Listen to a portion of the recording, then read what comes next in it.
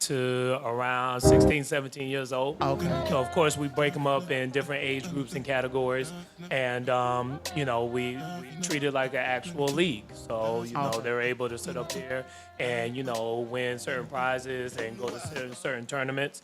And depending on the team that's set up, we also have travel teams and stuff as well. So they actually compete in different cities and different states.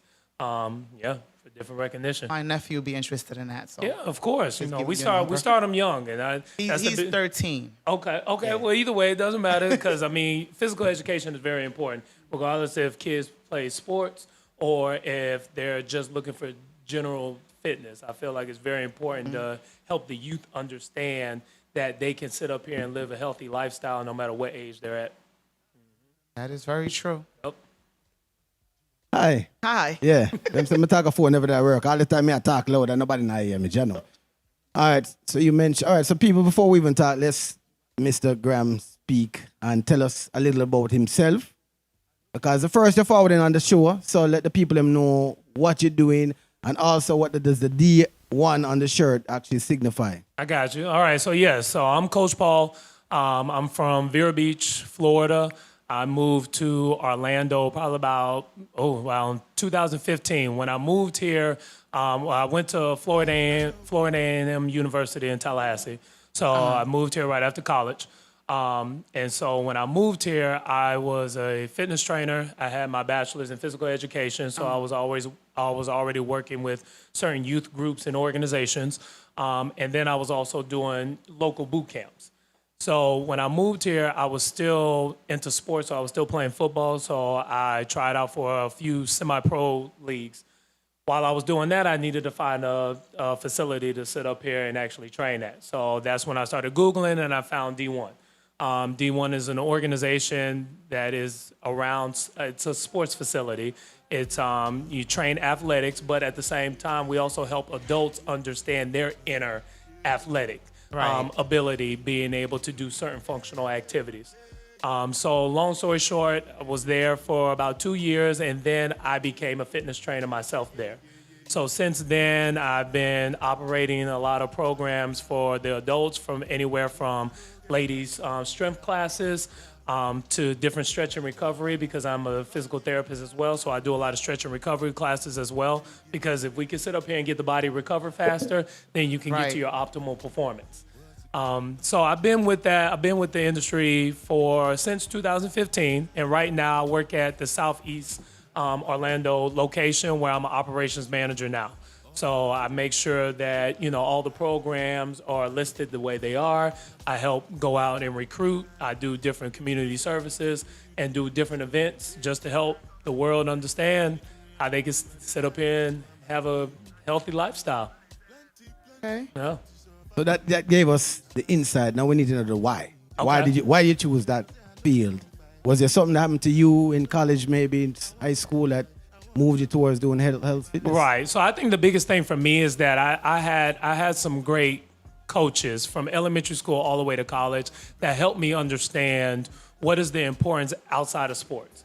Yes, when you're playing sports, you're going to be in a certain average shape, just because of the sport that you play, and you need to be able to live up to a certain performance. What sport did you So play? I'm sorry. So I played football mainly. Football, okay. But I ran track and also played golf. Those are kind of the three main Golf? sports. Yeah, I know. Surprising. It's funny because my dad started me playing golf when I was 6. And it was kind of like a father-son thing at first. But then, I just started gravitating towards it. Now, of course, I don't play on a professional level, but I still got some skills in me.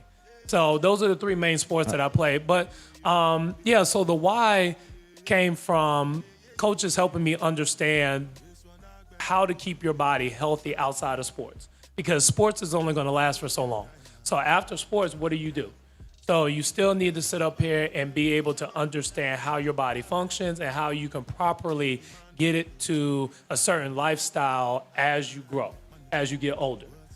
So for me, teaching, educating, and motivating is the biggest things for me, no matter if it's a young kid or it's an adult senior citizen, because I do silver sneaker programs as well. But understanding the functionality of your body and understanding that you can progress no matter what age, no matter what fit level you are, that you do have a chance to sit up here and improve. That's the why. You he's looking at me because No, not saying anything. Well, what am I look for you for? because listen, I'm on my little weight loss journey. Okay. That's why he's looking at me No, side-eye. not at all. I'm I not went to the even. gym and I hurt my thighs. Oh, okay. God. I did. Today? How'd you- No, I went so it was Thursday and I think I pulled something. I was on the sumo squats. So you need Okay. you need RDLs. recovery now. Now I'm recovering but I need to go back to the gym. I got But you. if I couldn't even walk down the stairs. I was trying to walk down the stairs. I'm like, oh man, this ain't it. Now I know RDLs and sumo squats work more of the posterior Yeah, area, so I probably messed hamstrings, something glutes, up. back. So yeah, we have to look at form and technique, and that's the biggest key, especially us as adults. Form and technique is important. Yes, we want to get stronger. Yes, we want to sit up here and try to look good for our outfits and stuff like that. But if you don't have proper good form and technique, just not then doing you're not able to function throughout your daily routine. You know? Now, are you someone that exercises every day also? So I exercise at least 5 to 6 times a week. It is important to understand recovery day. I know for me, I preach active recovery because yes, it's one thing to just take a recovery day and just sit down and do nothing. But what happens is that the body sits up here and gets stiff, it gets tight. Sometimes what we call lactic acid starts to build up. And then that next day when it's time to work out again, you're wondering why your body's so stiff and sore. So I preach active recovery. So on those days where you're not in the gym, it's good to go ahead and go take a walk. If you got an area where you got a pool, get in there, go swimming, go for a hike. If you got some skates or anything like that, go skating. Do something that's fun but not as intense as the gym, and use that as a recovery day. You still want to stretch. You still want to sit up here and get the body get the blood circulating. Now, I would consider us, besides yourself, the average Joe. I don't know about nobody else, but I'm saying, for the average person, what would you recommend as a resume of working out? Because you said you work out 5 times a week. Right. Is that recommended for the average person? Got you. So for the average person, when they're getting started, I always recommend anywhere between 3 to 4. So the way I look at it is the different muscle groups. So I need one day that's a leg day. I need one day that is your upper body, which is your push, which is your chest, shoulders, tries, pull, which is your back and buys. And those 2 areas we can split up into 2 days. All right, so you have your leg day, you have your push day, you have a pull day. Now, if we add a 4th day, then that's kind of like your full body day. So we touch on a little bit of everything, working on those small secondary muscles that can support the bigger muscles. So like say, for example, if it's a leg day and you're on that 4th day, we might work on some hips, some glute. We'll work on the hip flexors, areas where they support the quads, the hamstrings, the low back. So now, as you're getting stronger, those areas support. Because I look at the body like a house. You have to sit up here and build the foundation before you add on to the house. So if the foundation's not strong, then you can do whatever you want to the house. Eventually, it's going to break down. I feel like it's walking to me right Now, now. all right. Would you say majority of we're talking about Florida, you're Orlando. I got guess you. you're in the Orlando area. What would you say the percentage of the people that's working out? Do you think they are doing 1, 2, or none? So the percentage of people I feel like that's doing like 1 to 2 days are probably none. I would say anywhere between 60 to 70%, honestly. Which I mean, it's a high number, Yeah. but I think what happens, especially nowadays with life being the way it is, people use a lot of excuses. And I'm not saying excuses in a negative way because, again, everybody has different ways of life right now. But at the same time, I try to help people understand that you don't have to just go to a gym to be active. You can easily go outside and walk up and down your block. Start there. You can easily sit up here and ask for a home exercise program, which is nothing but body weight. You don't have to buy any equipment. You have a couch, you have a wall, you have a floor. We can do some squats, we can do some push-ups, we can do some sit-ups. Just something that not only physically but mentally will start to push you to do something different with your lifestyle. So basically, I'm one of those trainers that there's really no excuse. You Yeah, just sound have like to. it. You have to make it. You just have to make it a priority. And I feel like a lot of us, we put things in order in our life based upon what we feel like is important. Right. And I tell people all the time, once your health goes downhill, it doesn't matter what else you're doing, because you can wake up tomorrow and your body's like, you know what? Nope, I don't feel like getting out of bed. You can't force it. That body will stay in bed. Or you'll wake up and you're aching all day. And that's going to sit up here and interfere with everything else you're trying to accomplish. Let me ask you something, brother. Let me ask you something. My name is, right? Well, Also, turn on. Make sure you're something like that. check. Yeah, 1, yeah. 3. Yeah. You have to carry the talker phone in, brother. Yeah, sit there. Pillow talk. There you go. There you go. All right. So, friend said to me, you can work out as much as you want, and if you ain't eating right, Right. it don't make no difference. Is that true? 100%? Honestly, it is true. I'm not going to say 100%, but it is definitely a big percentage.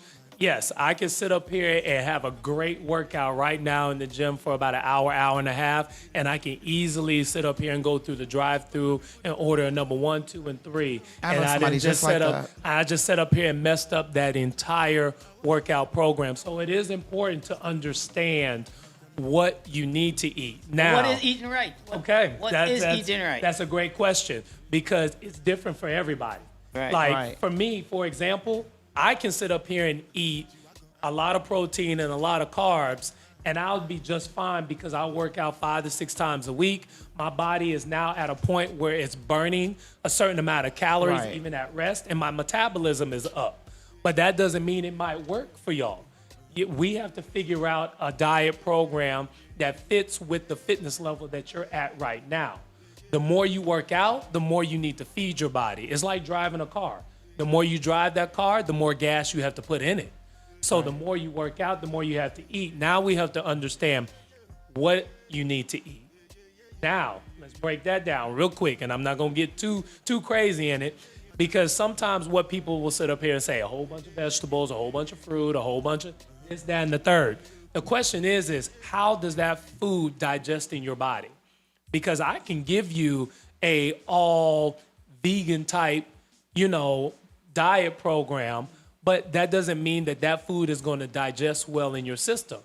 So what happens is that food gets stored and it turns into fat. But I can give you a whole carb protein program, and that might digest just fine in his body.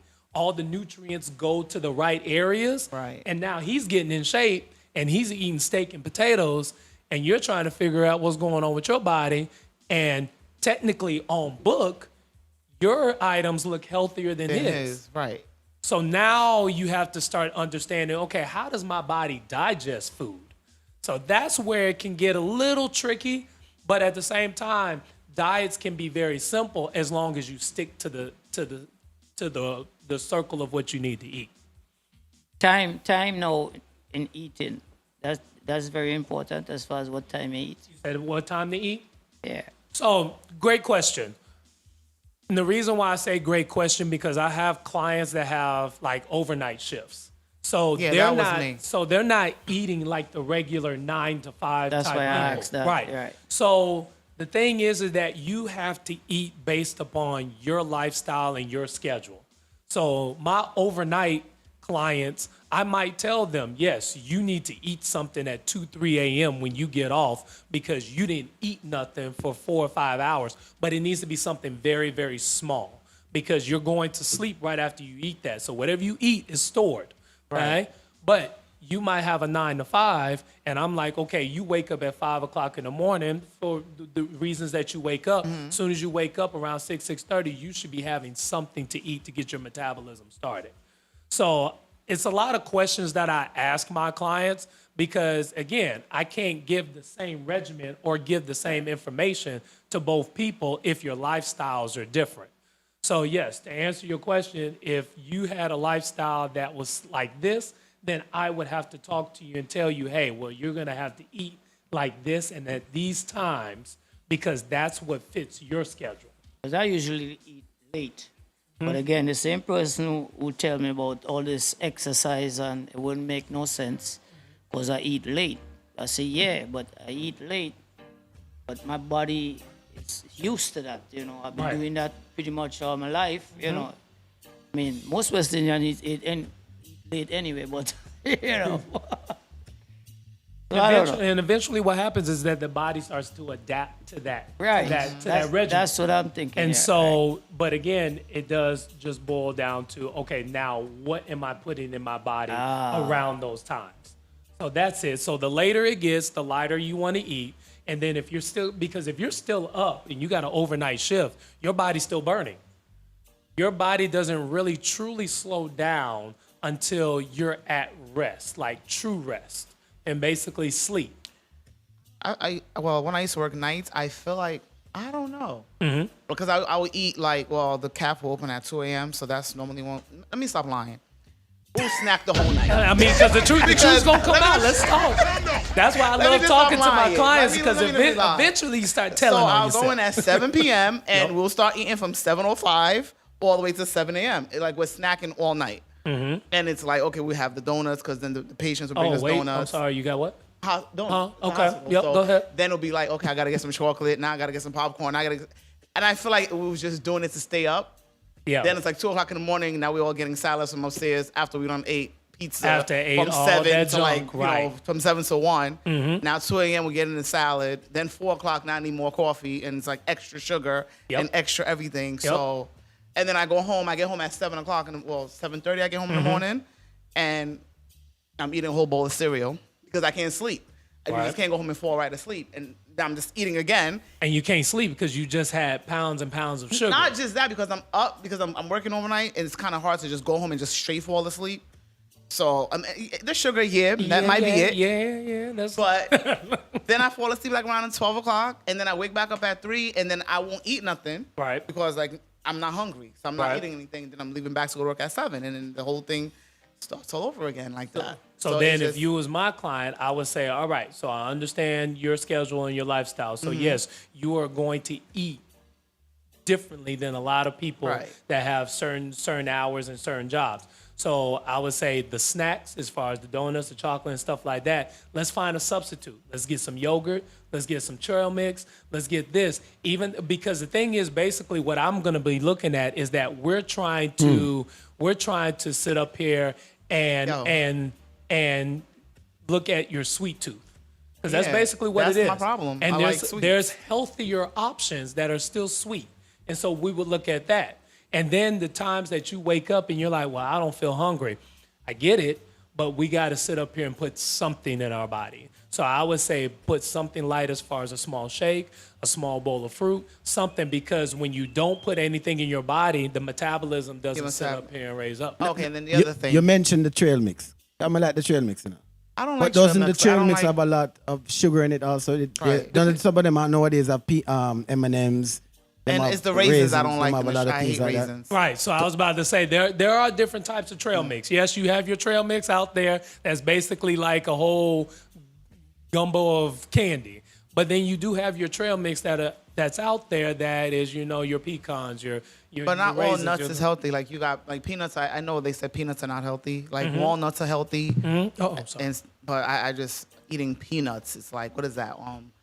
Is that complex carb or something like that? Something about peanuts is not healthy, right? So The oil. the oil. So too much of anything is unhealthy. So I'm not going to sit up here and say that, just take away all your sweets and eat nothing but peanuts. No, I'm not going to say that. But those are just examples of things that you can just slide in here and there to sit up here and try to deter you away from the donuts, the chocolate. Now, guess what?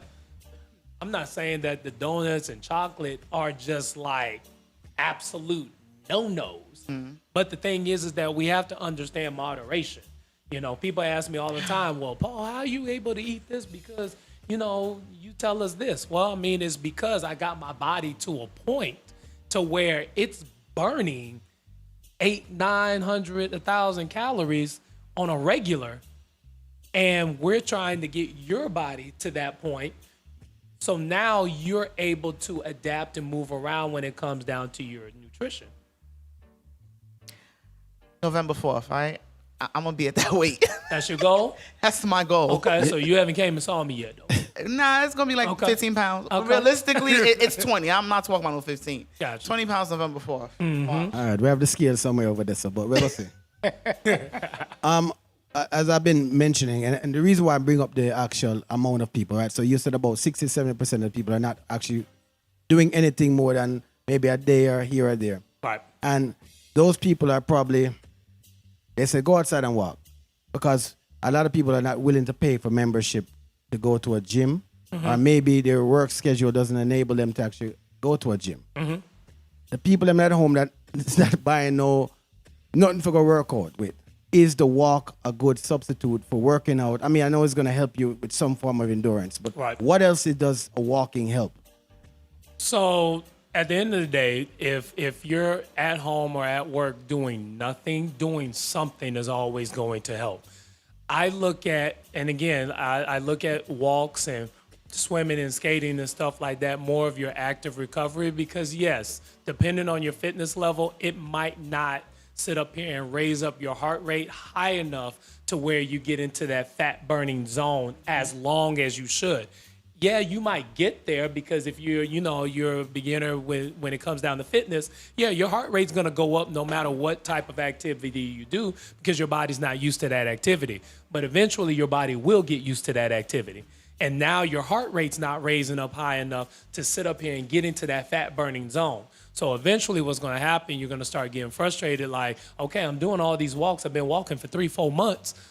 Why all of a sudden the weight is starting to slow down is because now we have to sit up here and start adding to that walk. So the walk really is not doing anything. So I'm not going to say it's not doing anything, but this is what I would do. Okay, if your goal is to lose 20 pounds, I'm just using Jazz for example. Yep. And Jazz tell me, say, think me I go out there go walk tomorrow morning, and she's not actually doing anything but the walk. Right. Is that possible to lose the 20 pounds? Not If you're doing 7 miles, I feel like yeah. But when homegirls are If going you- to the gym for 30 seconds, I got you. So now, if you're walking for 7 miles, this is what I'm going to suggest to you. Let's knock that 7 miles to 3. Every mile, stop and do 15 push-ups, do 15 squats, do 15 sit-ups, then walk another mile. Oh, she then don't after start that- and want you to do 15 push-up right there. What? it's like So a HIIT training. Yeah, it's like HIIT training. Start 5, 10, 15, and I'm not I hear you 5, but the only reason why I'm saying No wicked, 15, eh? the only reason why I'm saying 15 because if you have enough energy to walk 7 miles, then we sit up here and knock that down to 3 miles. That means you have some conserved energy to do those exercises. And so now all of a sudden your body's going to feel like you just did this those 7 miles, but really you did 3, but now you're adding different exercises that's going to trick the body. And so when the body gets tricked and the body has to guess and the muscles are trying to figure out what you're doing, your heart rate starts to go up a little higher. You're burning more calories. Now you're starting to get closer and closer into that fat burning zone. And so now we're able to chip away at your goals and burn that fat. But then your body gets used to that. So then what's next? By then, you should have a mindset of, I know I have to do something 3 to 4 times a week. So now what's going to happen is eventually you're going to start looking up gyms and trainers because now you know you need that element to Okay, sit up so- here and push you to the next level. My other question. So when I go to the gym normally, because Yep. I read that you're supposed to do strength first, because then you burn more fat, and then you do cardio after. Like if you're trying to build endurance, it's cardio first, right? And then strength. But if you're trying to burn fat, don't be looking at me like What you that. trying to do? I'm trying to lose weight. I'm trying to burn fat. Like what you mean? You're trying to burn fat. I'm trying to burn fat. All I right. need the fupa going. The fupa has to go. Yeah. So I'm not saying what you're saying is wrong. But again, how does your body adapt? Yes, I can sit up here and give you a strength training program right now, but the question is, how much strength training have you been doing before I give you that program? What I don't want is to give you a strength training program. You get to the gym and you you don't know what gas to do. out the first 3 or 4 days because I'm giving you something that your body is just like, whoa, what are you doing? So I always encourage more of the muscle endurance exercises where you're mixing both. You do a little bit of cardio and you do some progressive strength training. So you start off at a certain weight, okay? Say I give you 3 sets of something. So the first set, you're gonna start off at this weight. Okay. Second set, you're gonna start off at this weight. Third set, let's see where you're at. If we gotta stay at that same weight, good. If not, and you feel pretty strong, let's go to that next set. Now, after we finish those exercises, then we're gonna go back to cardio, but the cardio is gonna be fast. It's not gonna be 30, 45 minutes on a bike or an elliptical. No, you're gonna get on the treadmill. You're gonna sit up here and walk at an incline for 30 seconds. You're gonna come off, and then I'm gonna give you some kind of core exercise. Again, I wanna keep the body guessing. As long as I keep the body guessing, you're going to stay up at that fat burning zone.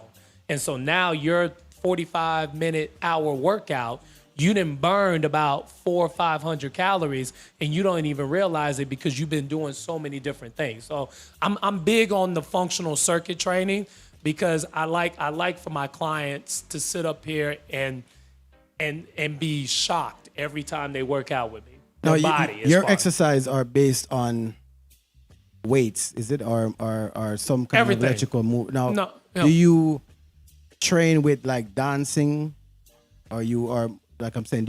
Is it more like weights and walks and kind of running up and down? Do you train, or do you have anyone that actually shows dancing steps to actually get in shape? I mean, there's dancing. Gotcha. So you mean like the aerobics and stuff like that? Yes. So it's funny that you mentioned that. So yes, most of my training programs are your functional strength training, endurance type conditioning programs.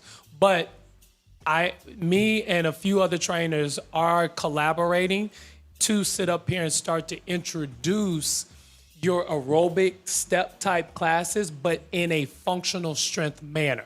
So we're trying to mix the both because we understand that when it comes down to like step aerobics or maybe even Zumba or something like that, those are fun and energetic. And there's a good percentage of people that do enjoy those type of classes, which are great. Now, if I can sit up here and add the strength training aspect to what you feel like is fun, so now your mindset is not just focused on, oh my God, he has me lifting all this weight. No, you're actually having fun doing it because now I brought in an element that's already mentally fun for you, but now functionally I'm sitting up here putting you to work at the same time.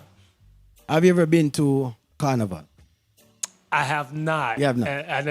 The reason, and that's why I brought it up, is Gotcha. because at the carnivals that we have, the West Indian carnivals, there's a lot of movement along the way for probably how much days you would have said, Smaille? How much do your carnival normally last? Like Miami carnival.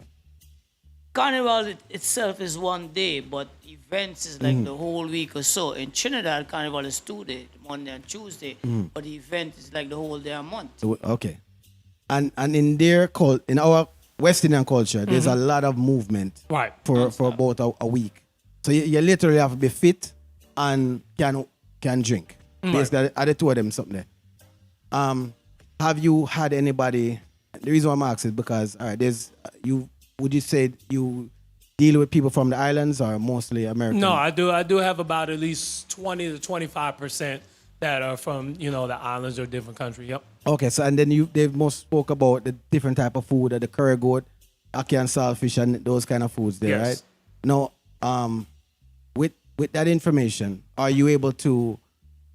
Do you think there's a difference in the culture of how the exercising needs to go with different, different type of people? Like an African may have his type of food that he eats compared to American person, compared to Chinese, Vietnamese. Have you seen that there's a difference in type of meals that they need to get?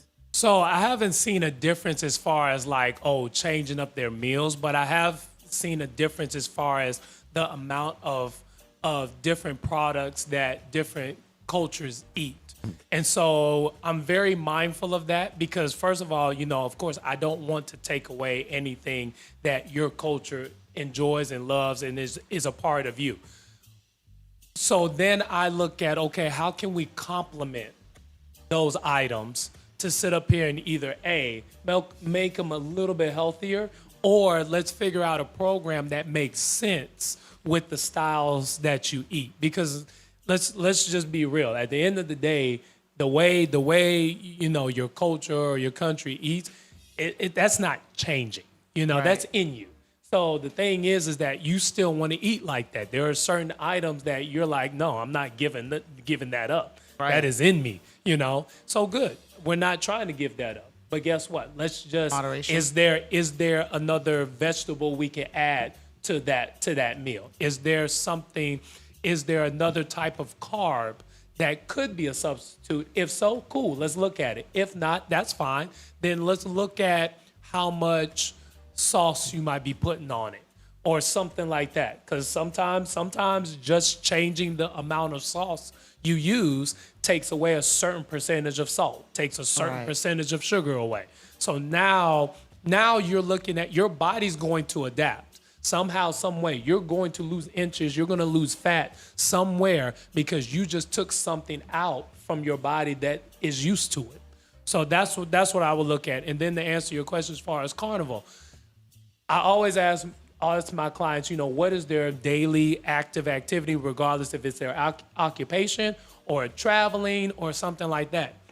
So if you have a culture that basically you travel all the time and you go to every carnival that's out there and stuff like that, I already know you getting enough cardio. You're getting enough cardio and enough conditioning. So then what I'm going to talk about is the strength training program, because I already know you're burning probably enough. So you don't need as much cardio from me. I'm just going to do enough to get your heart rate up. Now let's go right into this weight room. Now, when a person walks in, let's use me for example, right? Okay. If I was to walk in there, the fittest man on earth. No, I'm not. No. But I'm saying, what do you look at a person, or do you say, okay, what?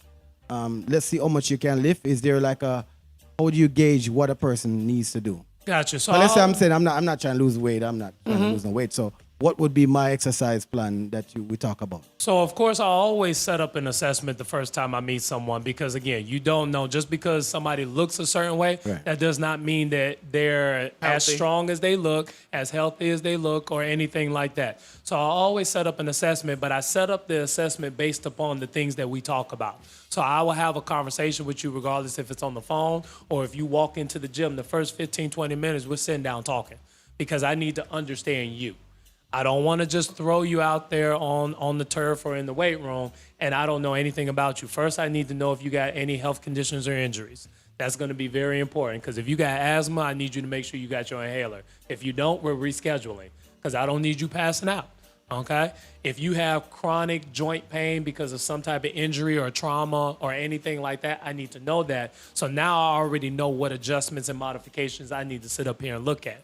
And then from there, what I do is I start off with a certain progression. I start off at a certain level. And as you're showing me, okay, you're hanging on. So then we slowly build from there. So I always start off with a dynamic warm-up because the biggest thing that I want to see, what is your mobility, what is your flexibility, and what is your stabilization? If you're not stable, I'm not putting you under any weight. Not that day. You know, if you're not flexible, if you can't reach down and touch your toes, then how much are you going to be looking when you do an RDL? Because that's what it is. You know, you're bending I did over. Good. Yeah. I did great with my RDL. Okay, I'm asking, can you touch your toes? That's what the man asks. Yeah. Yeah? So, yes, you are. No, you bend over. You can't do I can touch my toes. Why you saying that? but I mean, mobility and flexibility, I always look at the first 10 minutes of any workout. Then from there, I start off with core. Because if your core is weak, that already lets me know what exercises to modify. Okay? Because that means you're not able to at least hold your own body weight. Now I'm trying to add more weight. We got to modify that. And then from there, I just do a full body assessment.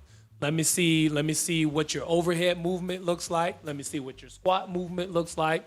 Let me see how you bend over and do an exercise.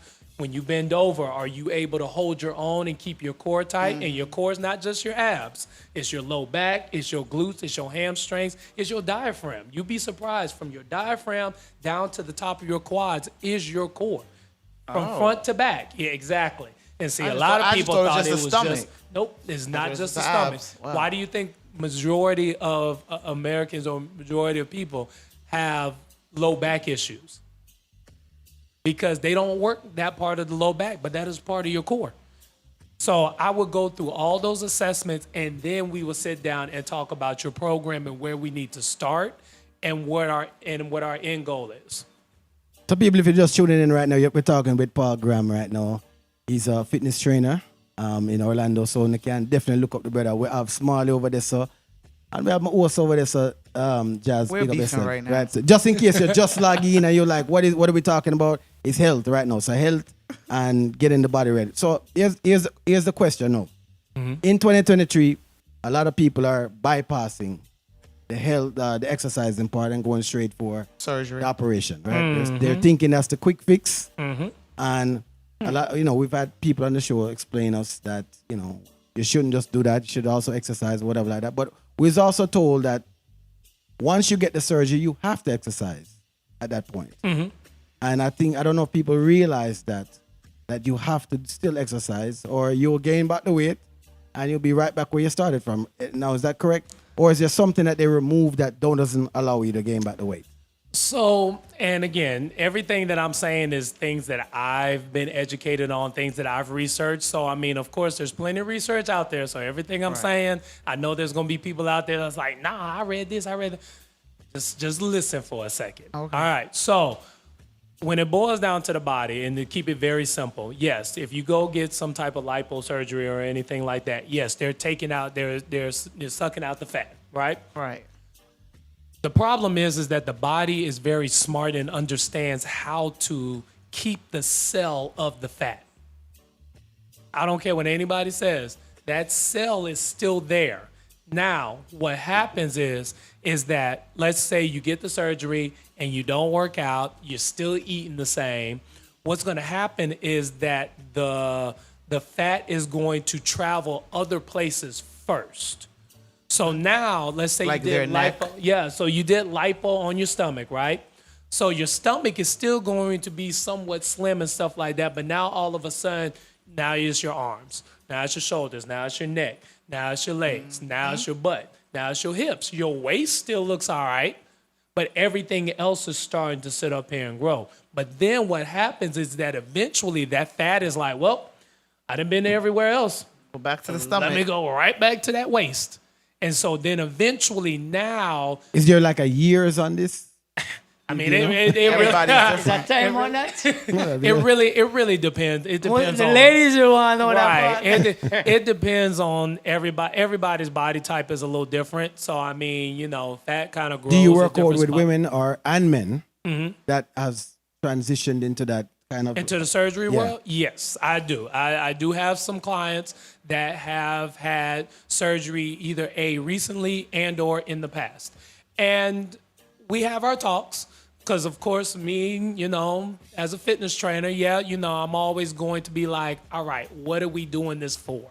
And the reason why I ask is because if you're doing it and you haven't tried this, and this first, why not try that first and see what happens naturally? Now, let's say you tried all that stuff.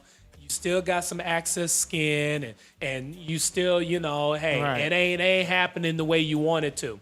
Okay, I'm not going to sit up here and say, just don't go get it. But what I am going to say is, what is the game plan? So after you get the surgery, what are we doing? Because yes, once that Going to the healing, club. What do you think? after I got 4 a to club. 6 weeks that you're supposed to heal, we have to have some type of program set. Because guess what? You want to keep those results. So now we have to get into this gym. Now, do you have to get into the gym 5, 6, 7 times a week? No. You get in 3 or 4, but you still got to do something. And your eating does have to shift. As long as you shift your eating at least 40%, you can maintain those surgical results. We So spoke on- okay, so how do you feel about the people who go get the surgery? Now they're online talking about something. Yeah, I built my butt. I did this, I did that. Oh, like, you know what I'm that trying is to such a pet or the peeve of mine. influencers who are all of a sudden fitness gurus, like they're the best trainer in the world. Like, oh, I did this, I did that. And buy my waist trainer. It's gonna shrink that waist. That is such a pet peeve of mine. Right. It really is because first of all, I just hate liars in general.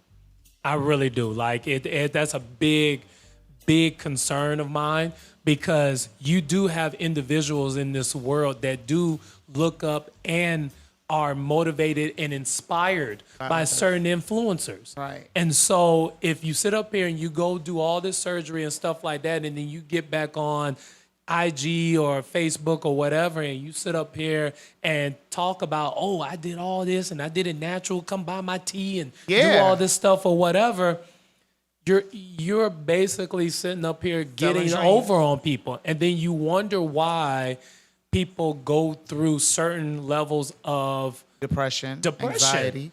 And anxiety because they're wondering, okay, well, what's wrong with me? How did that person get it and I didn't? Well, that person lied to you and they went over across seas and got their body done. And now they're sitting up here trying to tell you, oh, they did it all through the gym, which no, that's not how it worked. So I tell people all the time, like, if you're going to go down that road, it's okay to just let the truth be out there. Now, you ain't got to sit up here and tell people, oh, I did it like this and on this day and stuff like that. No, but just be real about it. Like, okay, I got something done, but guess what? Me getting something done helped motivate me to sit up here and get into the gym because now I feel like something needs to be done. Fake people, you call them. Do you feel that, Yeah.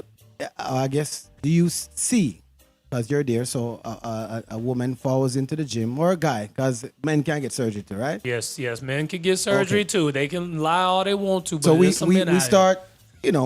we come into the gym. Do you see it right away and say, oh, that's nasty? The idea is to get the surgery. Do you know that you know those people that they're there just to pretend, to go on the things, pretend and say, hey, I'm exercising our world, but you know their ultimate goal is to get the surgery. And then in a week, you don't see them no more. If you look on their line. I've had a small percentage of people like that.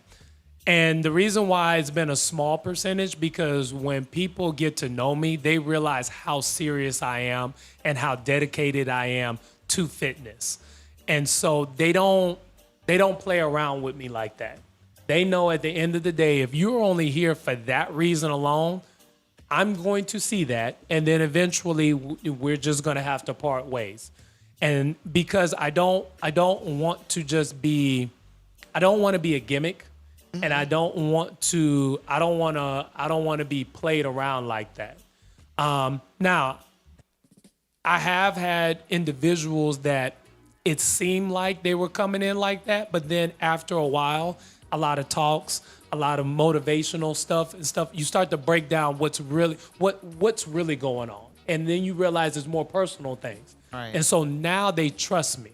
And now they understand, like, you know what, even though I was in this type of world and wanted this and wanted that, I appreciate Coach Paul because he never gave up on me. And he helped me realize that, I can have my fun and do this, but I really do need this in my life as well. But yeah, it's been only a small percentage that I've ran into that you can tell that they were there just for the gimmick. Yeah. Now it's become more popular now. The surgery has become more popular than it was before. Mm-hmm.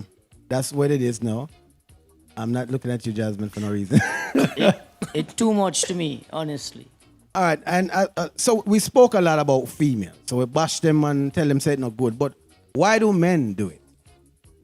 Because man, I gonna say, boy, You impress the woman. yeah, but if you feel like I don't think you guys want women to are impress looking, us. I think women are looking at man anyway. And it's me not money, impress nobody. more car, more flashiness that we need more than muscles. Yep. So if we had the money, we had the nice car, we have the nice chain. You're looking regardless. So why do men? To be honest with you, what I've researched and what I've talked to certain individual guys that have went that route, I think deep down inside we have the same, or we can have the same type of insecurities, just like a lot of women do that go get surgeries. Even though us as men don't admit it like that or show it like that, there are men that walk around here that honestly wake up in the morning, look at themselves in the mirror and like, I ain't got it. And I don't want to be in the gym like Jimmy and and Jermaine over here just lifting all day. So why not sit up here and get surgery too, just like the women are doing, and then go into the gym or whatever the case may be. So I feel like like I said, I think there's men out there that honestly are going through certain insecurities. You know, of course, once we get to a certain age, our testosterone levels go down. We lose a certain percentage of muscle. I mean, just like anybody else, but we lose a certain percentage of muscle as we get older after a certain age. And so it's like, okay, what do we do? And we turn to certain pills, certain testosterone pills, all this other stuff. We try to get on every protein in the world. I think the average male probably has about 6 or 7 different types of protein in their house. And then eventually we get to the point where it's like, you know what? Why not? Why not do what the women are doing? What do you think about that? How you feel about that? I feel about what, the surgeries? For Yeah, men, and all, men. all when you just said it, all what these guys doing now and all of that. I mean, honestly, it's to a point where I'm almost like, to each his own. I mean, if you feel like that's what you need, okay. I definitely am on the other side of that, and I feel like you just need to put in the time and dedication. There's other ways to get to the results that you want to get to. It's just the fact that there's a lot of people in the world that are not patient like that. Well, I think the quick fix is right now, quick and as transparent as we can, just to be noticeable on social media. Social media is the key. I think it's the driving key and the curse everything at the same It's time. But I driving feel like everything. with men, it's for men when men are overweight, it's easier. They can still get a woman versus when a woman is overweight. Like y'all can gain weight in a relationship. Well, it depends on a where man you're can going. gain weight in a relationship. Nobody's looking at him crazy. He's just there. He's just chubby. It is what it is. But women, you gain a little bit of pounds, everybody's looking at you crazy. Now his mother talking about you. Now his like, you know what I'm trying to say? So with get you. y'all can just gain weight and society would just let you guys slide. But it's not the same for us. You have a baby, now you got to rush to try to get your stomach back flat because, oh my God, now he's going to go cheat on me or whatever he's going to go do. But while I'm pregnant and gaining the weight, you gaining the weight too, but it's cool for you to gain the weight, but I'm looking crazy.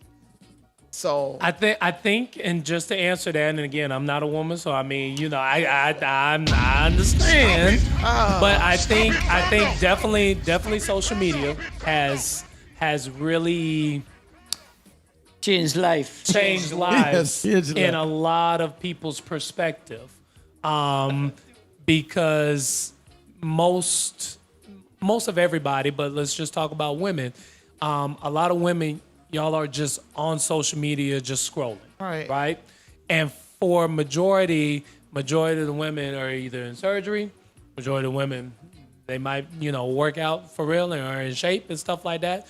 They're models, whatever, and stuff like that. So you start to look at those things, and over time, you look at those things so much, then you start to look at yourself and like, I feel like you're not worth it. You're not good enough. What's going on? What's wrong? And see, the problem is that women have to realize, and again, we're speaking on women because that's, you know, what you brought up, but I feel like women need to understand that beauty is bigger than physical. And that's very huge. Say it again, bro. And yeah, beauty, say it again. beauty is bigger than physical. And if you ask all of my clients, especially my female clients, we talk about and go over everything: physical, mental, emotional. Because if you don't have strength in those areas, I don't care how fine I get you in the gym, you could still leave the gym and mentally and emotionally, you're done. And so if you're mentally and emotionally done, it's only going to take one scenario in your life to happen. And now all of a sudden, guess what? Physically, you're going to ignore that because now you're messed up in so many other areas. So I feel like a lot of women need to understand that, yes, okay, you want to be beautiful, you want your hair done, you're putting your makeup on, stuff like that. But I feel like women have really taken just the physical look to a whole different extreme. I mean, all the way from eyebrows Social fix media everything. again. Okay, but bro. y'all like to see it though. it's a lot. You want your Now women I going can outside. only speak for myself. yourself. I can only speak for myself. And my thing is that I love natural beauty. Okay. Hello? I love natural beauty. the If whole you thing. can sit up here and have no makeup on your eyelashes ain't done that day. You know, your edges are a little furry, whatever, and stuff like that. I look past that because I already know how beautiful you can make yourself. Right. I know how much money you can go spend to your homegirls that can sit up here and do your lips and all this other stuff. But the thing is that when No, you mine have ain't done. those, This is when mine. you have those bad These are mine. These are homemade. when you have those bad days, and when I say bad days, those days where you're just like, all right, I just need to go to the grocery store or whatever, stuff like that, and you're not made up, but that beauty is still there. That's what you need to build up on. You know? I was telling her the other day that I don't think there's, I said, no, man. I remember we were speaking about it, and I said, Right. I don't think there's a man pushing a woman to get surgery. Like, I don't think the majority of we are saying, no, sir, she needs to get that surgery done. I don't think we're ever saying that. Not real men, no.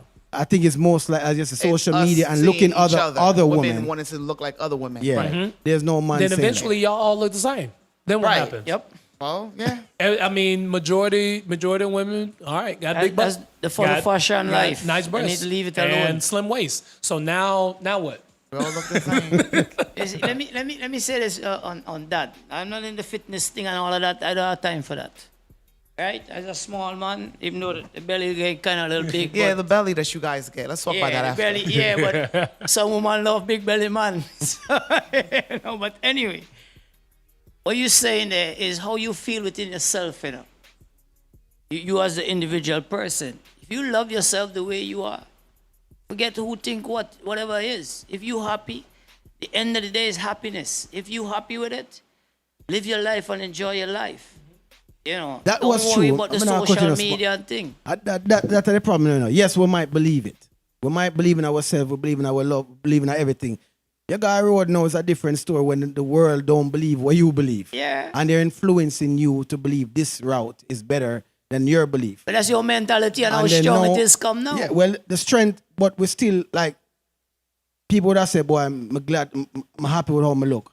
But people that look on you, you know.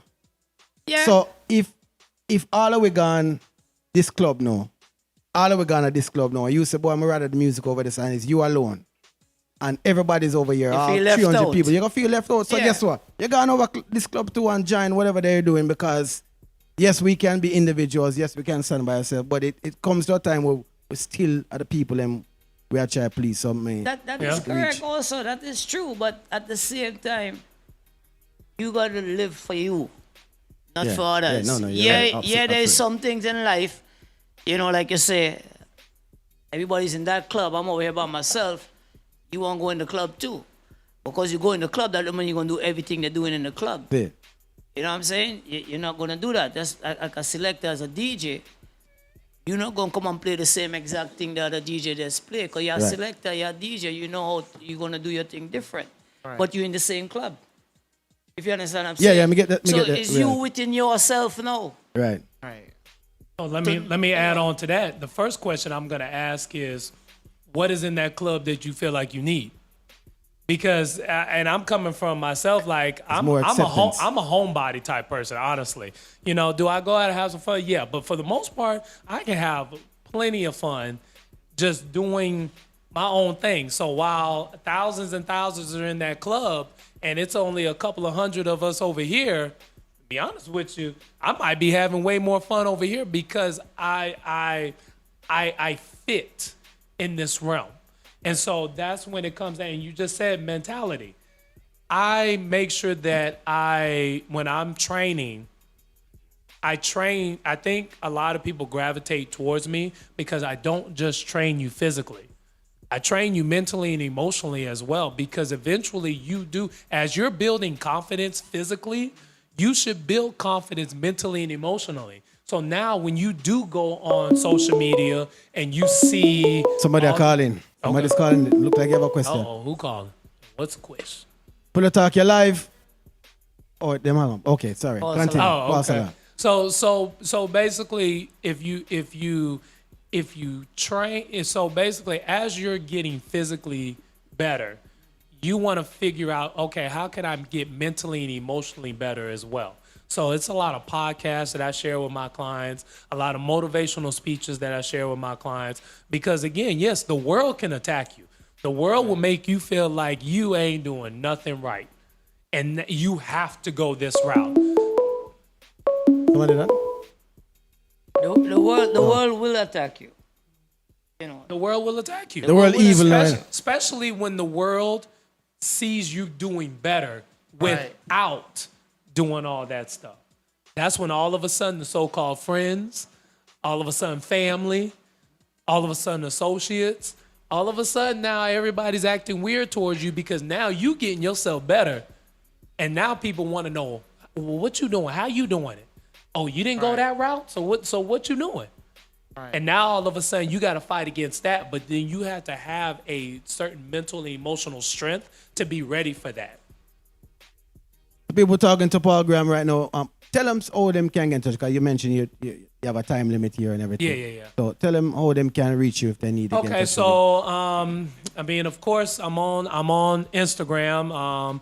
I am _P.G.Jr.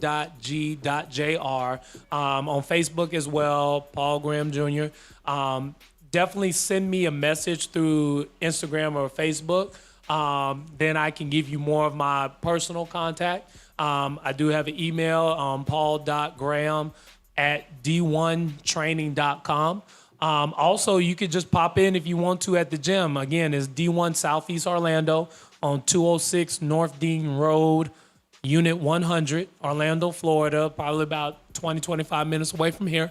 And just reach out to me, talk to me. Even if you're not ready for the gym and the training, but you just have questions, holla at me, because honestly, answering your questions is going to sit up here and get you on the right path to get you started. And then, of course, if I don't have the answer, I promise you, either I'm going to research it and get you the answer, or I know people to sit up here that's going to help you get to your ultimate goals. What's the time schedule? Honestly, all day, every day. As early as 5 a.m., as late as 8, 9 p.m. I kind of work with other people's schedule because, again, I know everybody has, hectic lives. Yeah. So I try to keep myself as flexible as I can.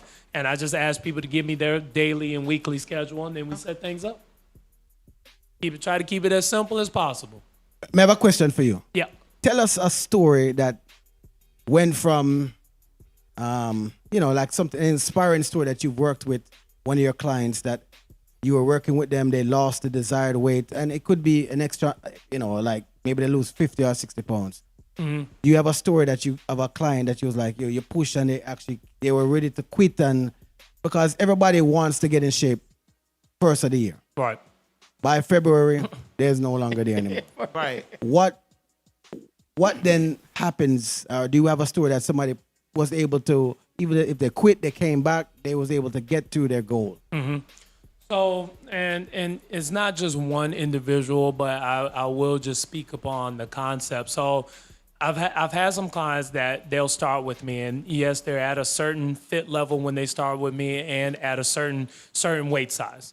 And so what happens is usually I always tell people up front, the first 3 to 4 weeks are going to be tough and it's going to be challenging, because I'm going to take your body and your mind through something that is not used to. And so what happened with one of my clients, I asked all my questions that I normally ask during my assessment, but in the back of my mind, I always know that the more and more you get around me, the more and more I'm going to start to understand what are your real reasons of being here. And so, of course, at first, yeah, I want to lose weight. I want to gain some muscle. I got a wedding to get for next year and all this other stuff. Okay, yeah, got it. But as we were training, after about 2 to 3 weeks, I just noticed a certain mood after a while. And so, I was like, hey, Miss So-and-so, how you doing? Everything good? So I'm like, yeah, I'm just ready to work out. Okay, yeah, no problem. How was your weekend? Like I try to have conversations outside of the workout. Like we don't got to talk about how many push-ups you about to do that day. And so, she started talking about her weekend and how everything was going and stuff like that. She was like, yeah, and so, I had to go out of town for a while and things like that. I was like, okay, what you do out of town?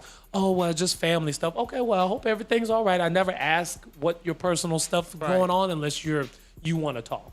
Right. And so we're sitting up here doing some workouts and stuff like that. And then, you know, I sit up here and I tell her about, you know, my weekend. You know, I was, you know, with my wife and my daughter, and we, you know, we went to Disney and did this, that, and the third. And all of a sudden, she just bust out crying. I was like, well, first of all, Miss So-and-so, you can't cry in front of me because now I got to cry. What's going on?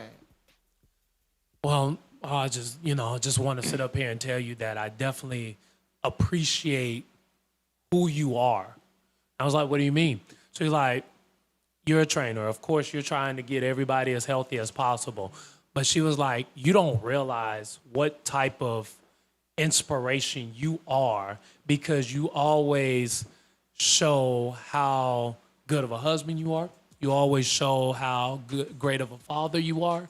And you express that through who you are. You don't just brag about it and just talk about it and stuff like that. But we clearly can see the genuine good person that you are. And I was like, she was like, this is the reason.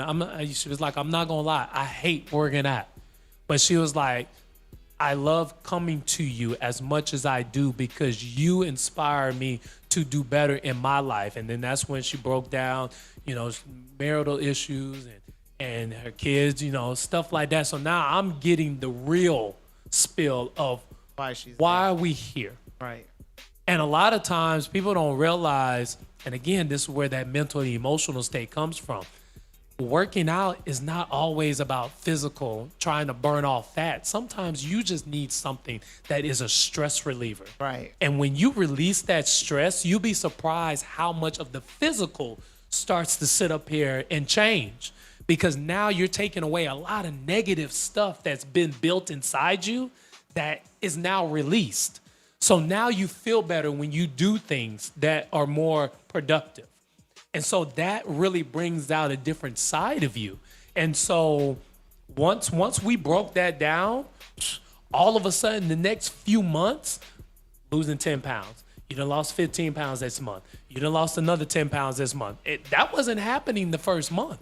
First month, it was like 1 or 2. But once we had that breakdown conversation, and honestly, that session, we're gonna talk after.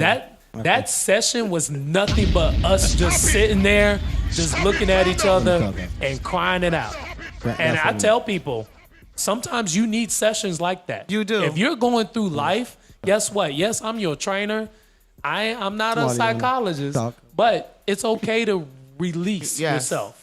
And because now, sometimes when go. you're holding things in, you don't understand, like your emotions can really, it can age you. When you're going through stuff, Quickly. it can age Quickly. the crap out of you. Yes. And people don't understand that. People will be talking to Paul here. You have his information. He's going to stick around for another 5 minutes. We're going to talk to Mr. Smalle over there. Pick up yourself, my general, because you're here also on the show. Go ahead. Okay. Hi. So I like to ask DJs how they got not the high like that. I just came for the popcorn. Well, we don't even have any. Ain't that dry?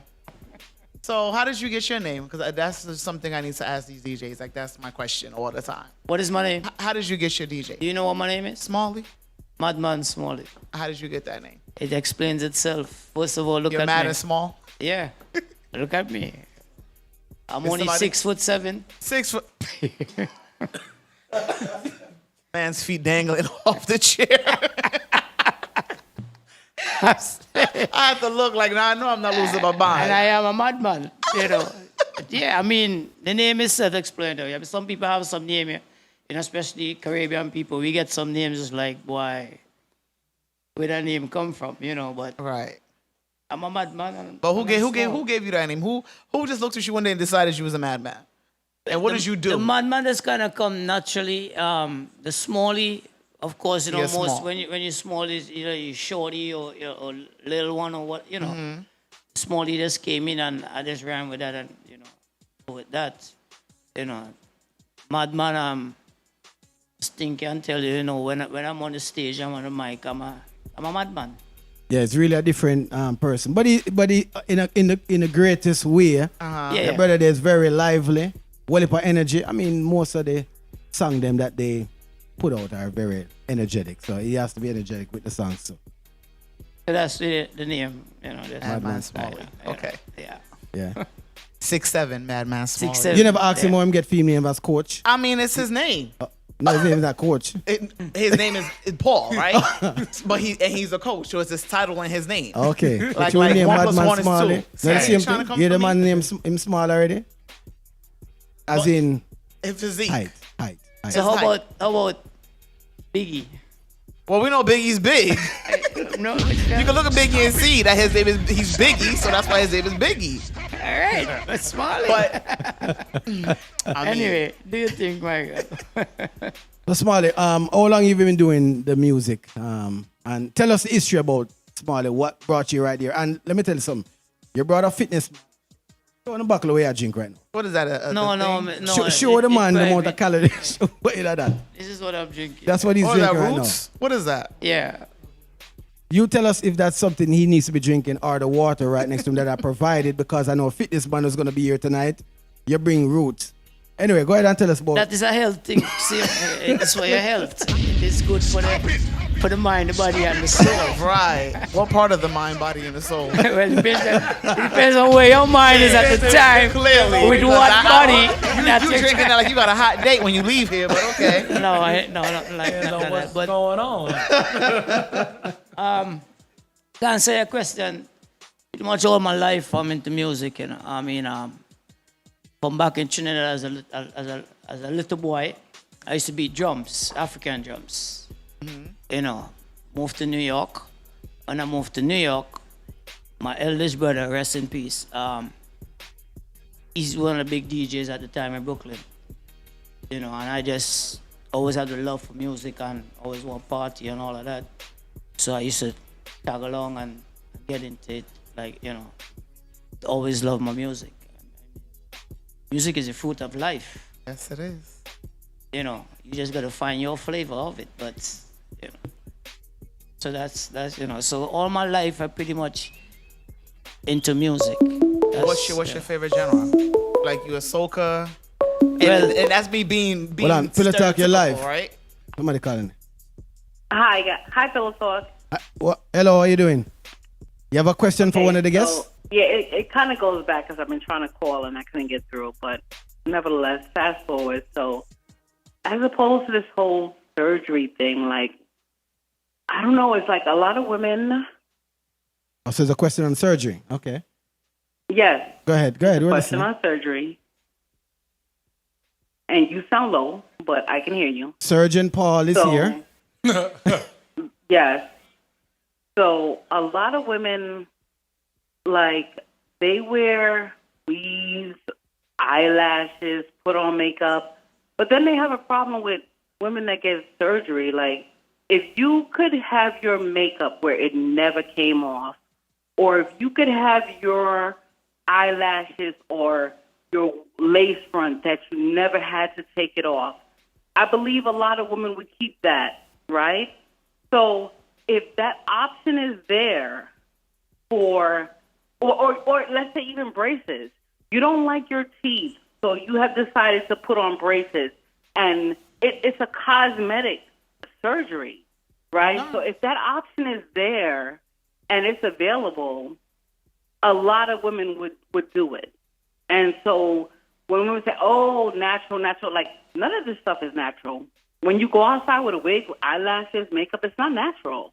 And if you can keep it permanent, you would. So I just don't like when people, especially when women say, oh, natural, like, you're not natural. Whoever it is, like, women say that, and it's like, you're not natural because you have on whatever you have on, and it's not natural. And if you could keep it permanent, you would. You have, That's some, just my- you have a response to that, Paul? Yes, I was that's trying my response. I give you your thoughts. What the question? So what's the question? I'm sorry, maybe I missed. I think she's making a statement. It sounds Okay, to me so more. making a statement, just more so that females would do certain things if it was permanent, right? Is that what I? I That's think what I that's heard. what she's That's my saying. song. Oh. That is what I'm saying. That Okay. female, there's a lot of females that would say, oh, I'm natural, but how Almost like natural going are back to the you if influencers. you have this, and Right. that? And And if you could keep that permanent, the lashes, the hair, you know, the makeup, if you could get it where you didn't have to take it off, that it was permanent, would you do that? They would, right? And so that option is there for the body. And one day it might be there for the face and hair. And they would take that option for them to knock women that have decided to take the option that is there, that in this right now, and say, oh, it's fake, but you're wearing something else fake. Just because that thing comes off, it's not fair. I don't think he was knocking it. He was just saying it's other options. Like, you know, you could try to lose the weight first. No, I didn't say he was. I didn't say he was. Well, I'm talking. As far as the braces is concerned, braces is really not considered cosmetics, because if you go to the dentist and you have an overbite or underbite, it's necessary sometimes. Like, you need to get the took Like, I know my daughter, when I took her to the dentist, that was a necessity. The insurance will cover that fully if it's deemed necessary. So I don't think braces, unless you saw my veneers now, that's cosmetics, because you don't like how your teeth look, it's not white enough, you get the veneers done. But as far as braces is concerned, because children get braces also, I don't think we could say braces is cosmetics. And I get what you're saying as far as, you know, if we could put the makeup on and keep it on all night. Me personally, no, because I don't like this cake on my face going to sleep. When I get home, it gets washed off. I don't wear makeup every day. Absolutely. Half the remember, time, that's majority of the time, my face is clear. I don't wear makeup every day. I wear makeup to come on the show. Permanent makeup, no, I would never. Permanent is no longer cake on your face. It's something where it's underneath your skin. You don't feel it, right? There's going to be modern times coming 10 years, 20 years from now. It's going to be something on your face where you don't feel it, just like how they do eyebrows now. You can tattoo your eyebrows, you can tattoo whatever, and women are doing it. Eventually, it won't be something where you're feeling the cake on your face. But and women have decided personally, to get that. I would not, like, even the tattoo eyebrows, I personally wouldn't do it. I don't have no eyebrows. These junks get drawn on when the makeup come on. I would not do it. The option is there. I have friends that do the tattooing that could do it for me. I just wouldn't do it. And like I said, the cake will get washed off. The lashes, I wouldn't do no permanent lashes because they're heavy on a regular. So after this 2 hours is done, the lashes get pulled off in the car, and it is what it is. I would never knock a natural woman because I'm natural 90% of the time. But I think what you want to get surgery, that's fine. That's not my concern. But I've seen so many women that go the wrong way about it. You're getting a surgery now, you're getting the body done. If you're not getting the body done for you, then it's no point. If you're getting that body done to please a man or somebody else, you're always going to find something wrong with yourself. And I'm speaking from experience, having friends that have got their body done. It's like, okay, now I got my butt done. Oh, now my butt don't look good. I need to get my waist done. Now I got to get my teeth done. And they tell you that. It's a psychological thing. Even when women get like the gastric bypass, you got to go through a whole extensive psychological evaluation. If you go to a U.S. doctor, if you go out of the country, it is what it is. But U.S. doctors not work in the medical field. If you go to a U.S. doctor, you got to go through a psychological evaluation, even to get a breast reduction, because any kind of surgery affects you psychologically. Yep. So, in my opinion, anybody that should be screaming natural is somebody that is Nubian. They don't wear wigs, weaves, lashes, makeup, nothing. That is like, Alicia Keys. That is the only person that can decide that. But Alicia, Alicia puts weave in her hair. She puts when she gets her hair braided. That's weave. Whether it's permanent fake or temporary fake. When Alicia got her hair braided, it's still weave, even though it's a natural. It's considered protective styling. I gave Alicia Keys and she doesn't scream natural, but I'm just saying somebody that said, "Oh no, like once you wearing fake, you fake." So you like some things that's fake. I'm not saying you. I'm not talking to anybody, whether it be the trainer or anybody. I'm just talking to anybody out there in society. But as I example. think the reason why women, okay, so the surgery situation, right? We get it. You ain't makeup. It's not your natural face. Understandable. But you have to be realistic. So some of the surgery has gone to the extreme. You have chicken legs and your butt is big as hell. It's the extreme. If you need it, bet, no problem. But when you're doing the extreme, that's just craziness. Because there's no reason why your thighs are like 2 pounds and then your butt is 90 pounds. We know it's not real. We understand the extreme. But that's what we're talking about. Some people generalize. We're talking about the extreme. And just put everybody in. I don't I don't think that's Nah, because I have fair friends that when- lost weight that got a tummy tuck. And it's like, yeah, you need it. Because that fupa, you can lose all the weight you want, but that fupa is going to be there.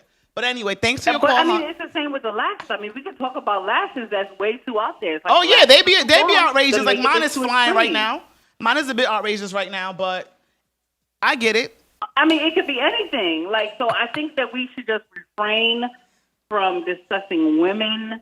I think it's like just, abusive. I think just let women be whoever, like men. I just think it's wrong, especially when we all do some type of fakeness. I think we should just refrain from it because there are extremes. And you there causing are, this, you know? that everybody does. So you see what you did, Coach? sometimes.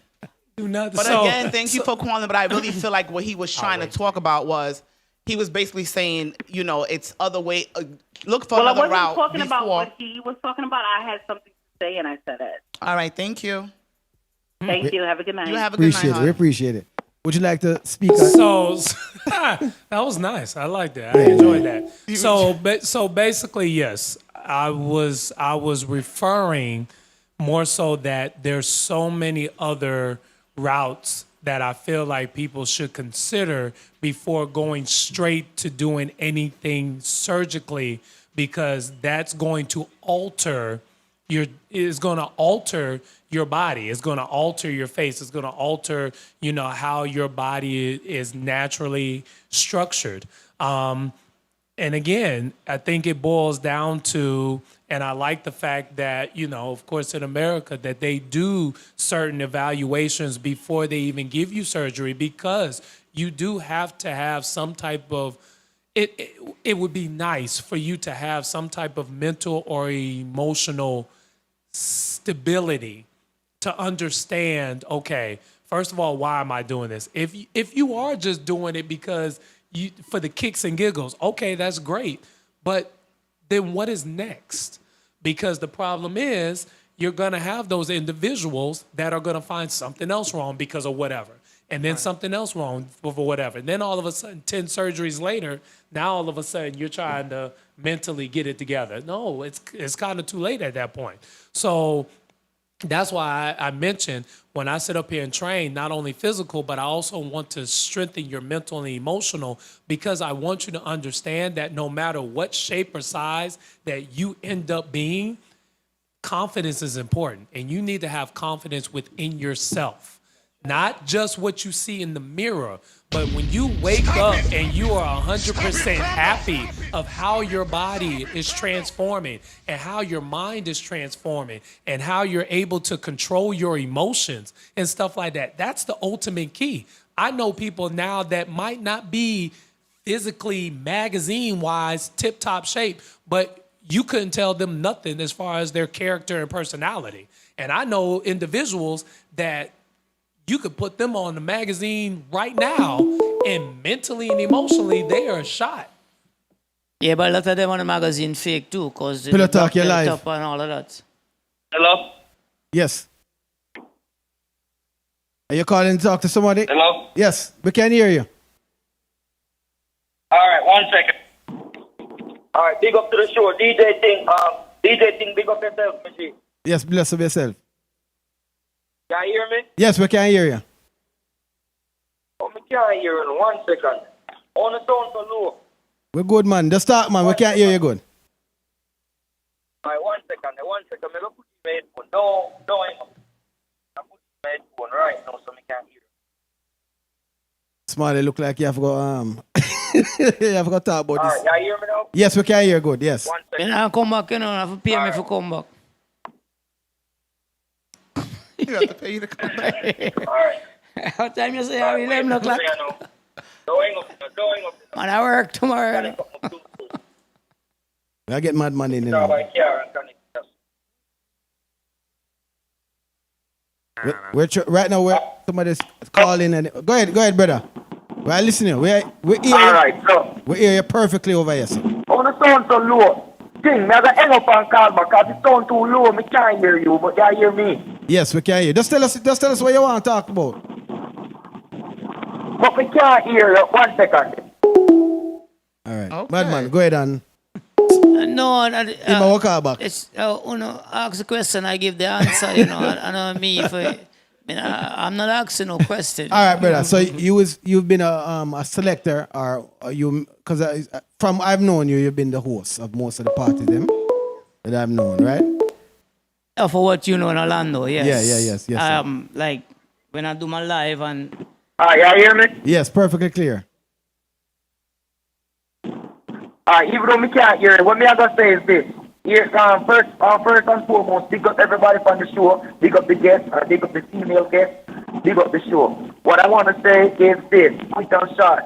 I support a woman getting surgery. I support a woman wearing makeup, whatever additional lashes, anything she wants to make herself feel comfortable. But the pros and the cons to that is, what if a woman is with a man, which most men are this type, that desire a girl that's natural or naturally beauty or naturally attractive? Is it okay for that guy to get a girl on the side, and the girl or the wifey is okay with that guy having a side girl that's natural? That's my only question, and I'm going to hang up to hear the answer. All right, Thank you General. for accepting the call. We're gonna make Smaille give us an idea about that. I heard bits and pieces, and the bits and pieces I heard. He wants a side piece and he wants an song- excuse to have one. It sounds like he's saying he want him side piece and he want him natural girl and he want him fake girl and right. That's pretty Right. much what he's It's saying. not like Right? he's saying if his wife wants to be natural, if his woman wants to have wear makeup and have surgery, that's cool. But if he wants natural some nights, is it okay for him to have a natural girl on the side? I'm gonna answer you, my brother. Listen to the answer, right? To each their own, you know. So if the side girl want to be fake and you like that, work with that. If the home want to be natural and you like that, work with that. Plain and simple, to each their own, and just move it along. I like that. There's no wrong in this, you know, because it would depends on if you hide. If the idea is you say, all right, me have two women now, and me not gonna tell none of them about each other, so you hide the two of them, right? And one is fake, and one is natural. But if you can get away with it for how many years? Do you? We not see nothing wrong with it. As man, there's no problem to we, because and only you made the decision to do that. Me not gonna say it's right. I'm just saying if you choose to do that, you do that. What would you say to that? Would you agree? Don't I get him know. in trouble. Nah, He's like, no. He in the No fitness comment. health. I'm a, He's in the I'm a fitness happy, health. I'm a happily married All right. individual. Okay, So give us your answer now. I mean, he's saying he wants a natural woman, but honestly, when she will wash her makeup off, she could be natural. And I No, don't him mean, say one or two of them. so he's just looking for an excuse to have two women. Because the one at home that has the makeup off on when she wash her face. But he already have two. He so have to. what does he want? He's just being greedy. Maybe That- one, three, He's and asking four. our opinion, is that right or not? that he wants a natural in the face? Yes. Okay, then I want a baller and a broke. No, is, no, is no, that no, okay? No, No, no, no, we're no, not- no, you no. see, You we're not answering gonna his I question. am answering his It's question. not, So what if his woman wants No, somebody? worry so- about that. see, Don't worry about there- that. see, you switch it there now. That's what most women do most It's of the not time. okay. Okay, that's what Right, you said. that's it. There you go. But you don't have to go well. You do and I do. Why it have to be that? Because why y'all get to do and we can't do? I ain't come here to talk about that because I could take you here till morning with that. My general. But anyway, we- You hear me? Yeah, but we have the show. Yeah, we have hear a me? time limit on it right now. So All right. So answer the young lady's question is, I am not being greedy. All I'm doing is I'm being fair. I'm being realistic. So, for example, I'm not going to force my woman to be something that she's not comfortable doing. But she must understand that I also is comfortable and I desire a particular type of woman to be comfortable. So just as how I can put in consideration of her comfort, I'm asking for her to put in consideration that I desire a natural woman. So is it okay for her to help me get a natural woman on the side since I'm accepting her Whatever doing works for you. all her fake enhancements, which I'm okay with. Yeah, But yeah. is she okay with me getting a natural? I'm going to hang up to hear the answer because I can't really hear you guys well. So you just want a reason to cheat? no, him not cheat. Him try to please himself, right? General, if you're happy with that, we're saying right now, if you're happy with doing Whatever what you works want, for you. yeah. do No, we're not a problem. do with it. you? Whatever works yeah, for you. do you? Yeah. I'm not even going to argue. Yeah. Everybody's relationship's a little different. So whatever. As long works as for you're happy, Right. And I run on the street. Your happiness is all that matters. So Smaille, all right. As a way I thought now, from me know you, my general from Orlando, you. So management just call and say we're not taking no more calls right now. Yeah. Good. So Smaille, tell us why you decide to be like the host of most of the event. Why you not play music? First of all, I love what I do. All right. I do what I love to do. I say this all the time. So a lot of those my regulars who are always with me, most of what I'm saying, they're going to say, yeah, he say that all the time, right?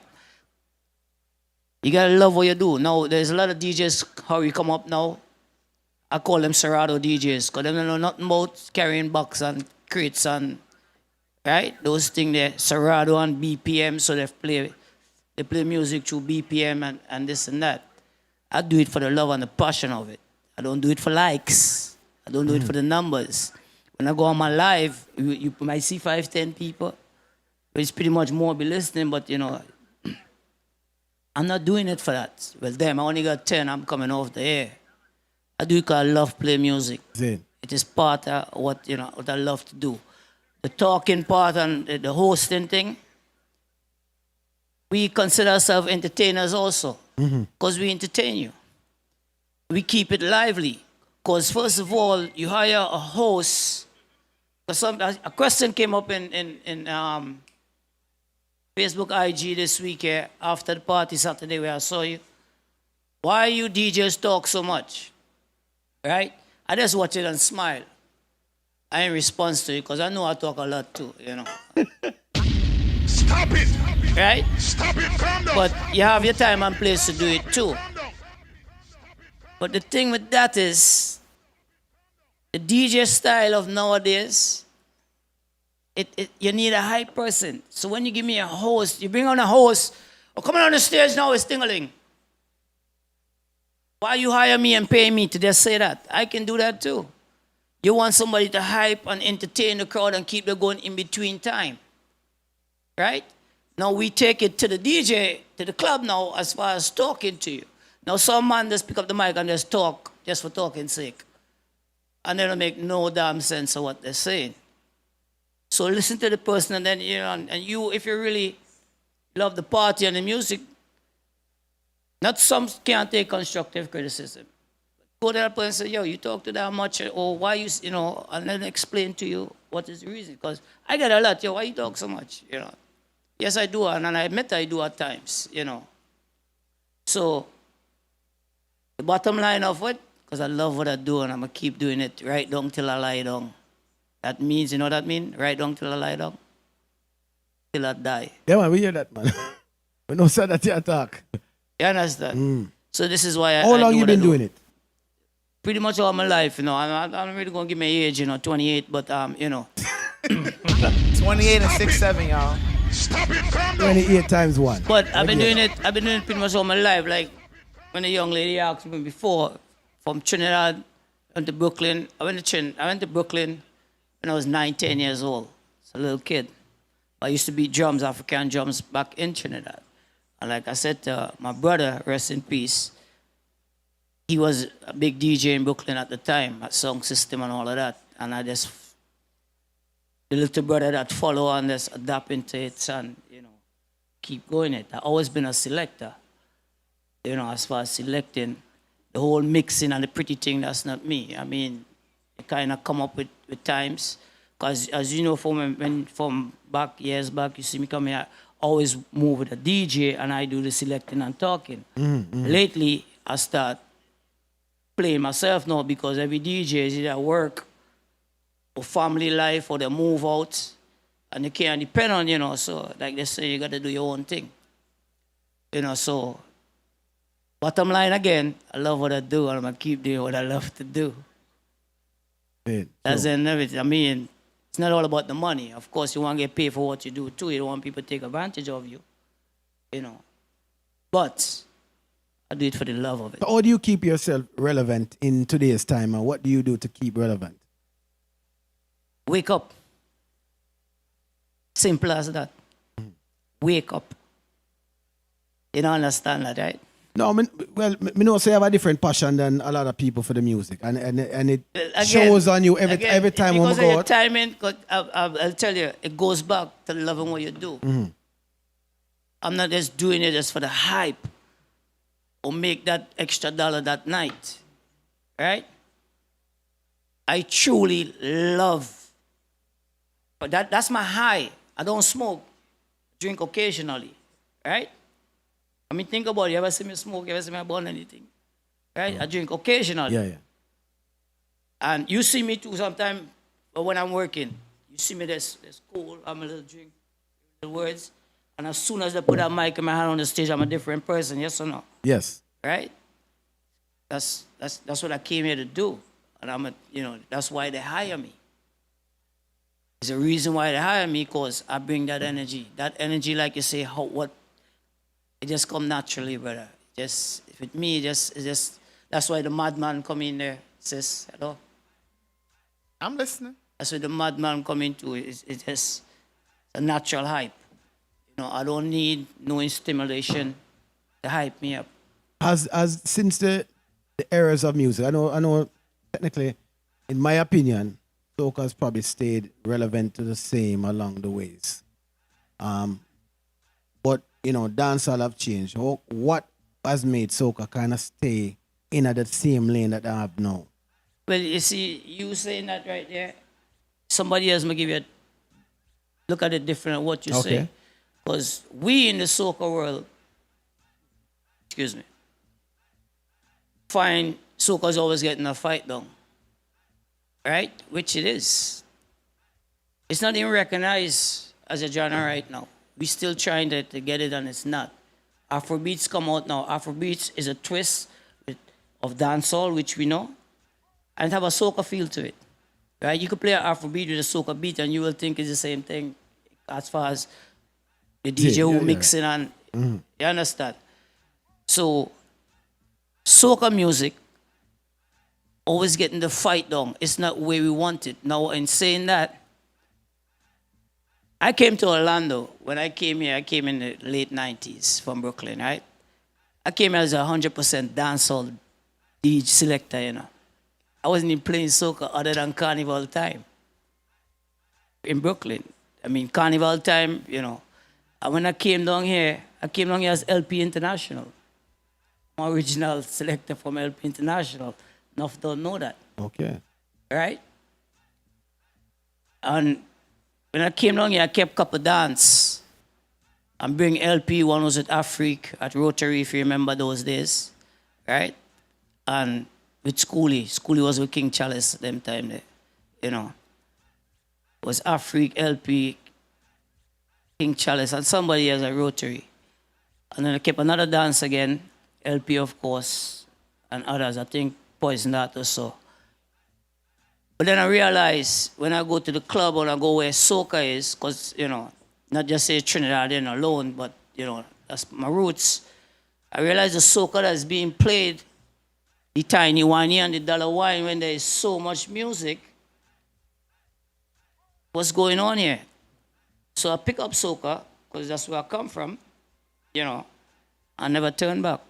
And as you can see now, most of soca in Orlando, my name is called. Yeah, definitely. I in my opinion, you do represent it in Orlando.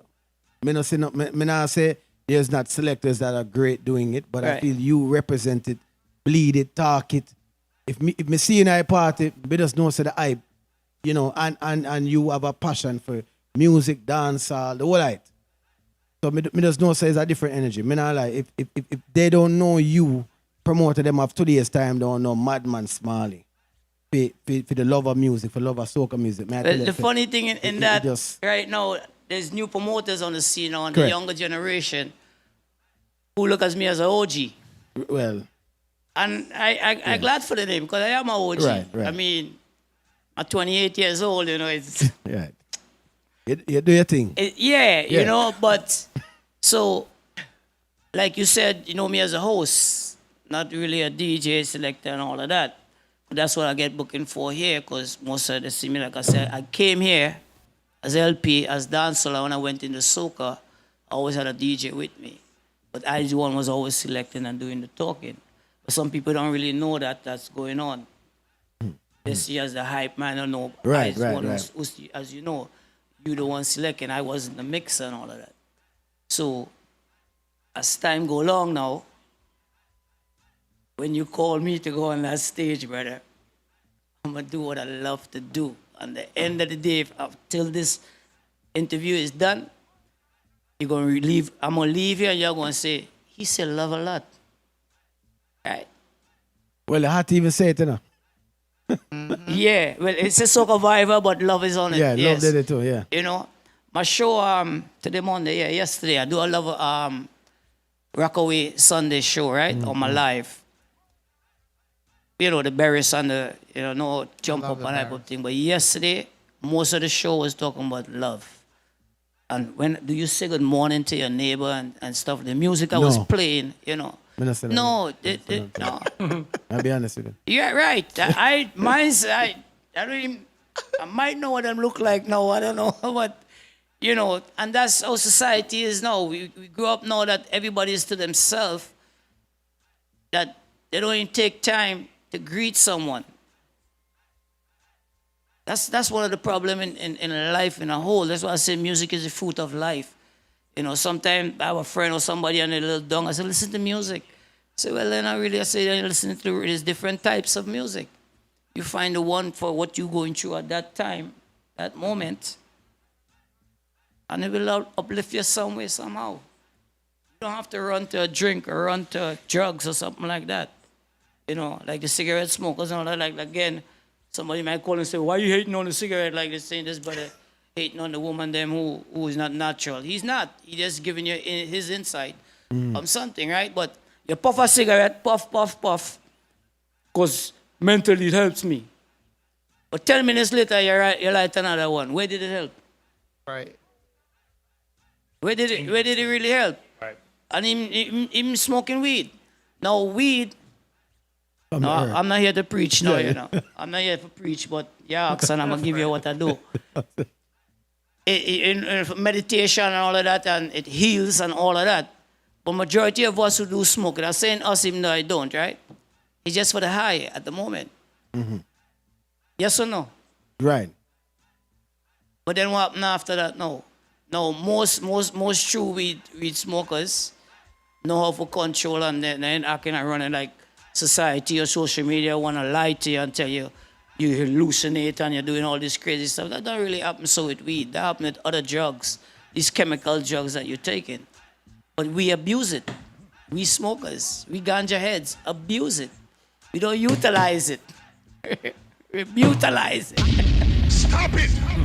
Stop it! Calm down! Stop it! Stop it! All right. Calm down. One of the slogans that you use all the time is hello. You even have it put on your shirt now. Where did you originate that? So in one party now, he might go walk up and he's gonna say hello. That's the first thing I That's say. the first thing Oh, he nah, said. I'm in All the of mic. them. I'll me start teeth it because it's Yeah. it don't It's know wrong with catchy. it. Yeah. You know, I mean, yeah, as I come on and say, somebody say hello. That's my motto. I mean, my brother Barry Hype uses it also, and he's kind of in the soca industry. Some people like they hear me say it after and they figure, well, oh, you get it from Barry. No, Barry get it from me, but as Barry is more known out there, he's more popular, he travel more. So you hear and see him more than me. You know, but it's just you know, originally pull up, you know. Pull up. It's common, everybody using it. And again, like I say, I'm not a follower. I want to come up with my own thing, you know, and can't say exactly where it come from, but it just catch and I just said it one time and the Years now you use it. Years Yes, now. Before yes. all the song, hello, Yes. hello, forward out. Yeah. When that song come out, did you feel like them it hear owe you? me some kind of royalty. Stop it! Stop it! Calm down! I be joking about it still. I be sometimes I play music. I say, Kes owe me some money, you know, but it's back payment. It coming. One day, It one owe me day, royalty. one day. I mean, I You think know. so still, you know. But Stop it! so in case you don't know, Paul, there's a song by a group named Kes. It's a soca group. They have a song named Hello. Yes, Great song. Hello. And Big when song. when the first me hear it, I hear me think a Smaille, me say, general style. And it just seemed so coincidence that you've been saying it so many years. Yeah. I know the song name Hello, talking about hello. Yeah, I know. So, When I heard it too, I was like, I mean, before that, there's old time calypso with Hello and stuff like that, you know. But with Kes and the end thing at the time, when he came out there and I heard it, I said, see my song, I don't even need to go get dub plate or nothing like that. It's my song, you know. So like from first playing it, I say, yes, this was written for me. This is my song. Kes did it for me. Have you ever spoken to them about it? No. Then forward enough time when I talk to them. Yeah, I mean, I never really have a long conversation with Kes. Me and a lot of artists is friends, I know personally, a lot. But Kes is like, yeah, brother, and you know, I do my thing, he do his thing there, and you know, thanks, appreciate it or something. And you know, one of those that, You know, we're going to set up the interview with Kes and Smalle. you know, but... Really going to do that. So we're going to line it up and ask him directly where him get that song from. And I know him say, boy, me want cassette with our brother. Say, hello, this is your money there, brother. You know, I say it too. Stop it. Stop it. His team, you know, part of his engineer team, they all know me too and all of that. They know it's my motto, you know, but... So, soca, why don't soca have Badman song? Say that again? Why doesn't soca music have Badman lyrics? Because, again, I have a saying too, soca music is happy people music. Right? Now, But times have changed now. well, in Trinidad right now, but it's dancehall still, which is zest music, which is Trinidadian, but it's dancehall. You know, song like Jamaica and everything, and it's dancehall rhythm. Right? That's zest music or the Trinidad, but it's not soca. Because again, soca is party, happiness. You understand? I'm an original dancehall selector, right? Reggae music and all of that. Reggae music gives you all form. Yes. Up, down, high, low, bad, jugs, whatever it is. So that's why I say it's the fruit of life. You choose the flavor. Soca, you tell your stories like the old timers. It's slackness in a clean way from the old timers, the calypso. You know, and soca now come with the faster as far as grab something, wine on something, and you know, so it's a party thing. So that's why I just say this is also my saying, you know, soca music is happy people music. Now what I just say with that, we don't have time to come in a party and stand up and screw and pose off. We come to party. Right? I just do a little joke sometime. I mean, I live both life. As far as I live in Jamaica, I had a club in Jamaica, I had a song system, my wife is Jamaican. You know, so I live both worlds. So it's nothing you can't tell me. Like I talk to you one more time. Yeah, I mean, no chat about that. Yeah, man, you understand? So in saying that, just kind of a little, my brain just forget what I was talking about. the soca music, or why is there Badman music in a soca music? Well, some of them nowadays, they have one or two that come out, but you won't hear it in the club because the club is party. Okay. So they do. That's really right. They have one or two and there's more. And since COVID too, what I love, since COVID, you hear more conscious than they just jump up and wave or just drink. Because you know, most soca songs is drinking and getting drunk. Or you jump up and waving, whining on something. Right? Since COVID, and I love it, you hear more conscious. You know, so it being diverse and all of that, you know. So, but my question is to you is, like I said, I live both worlds, right? You're a dancehall selector. I'm a host in a whole, but it's 99.9% soca show. It's all I get booked for. I mean, you see, I did one or two reggae shows already and all of that too, you know, which is fine.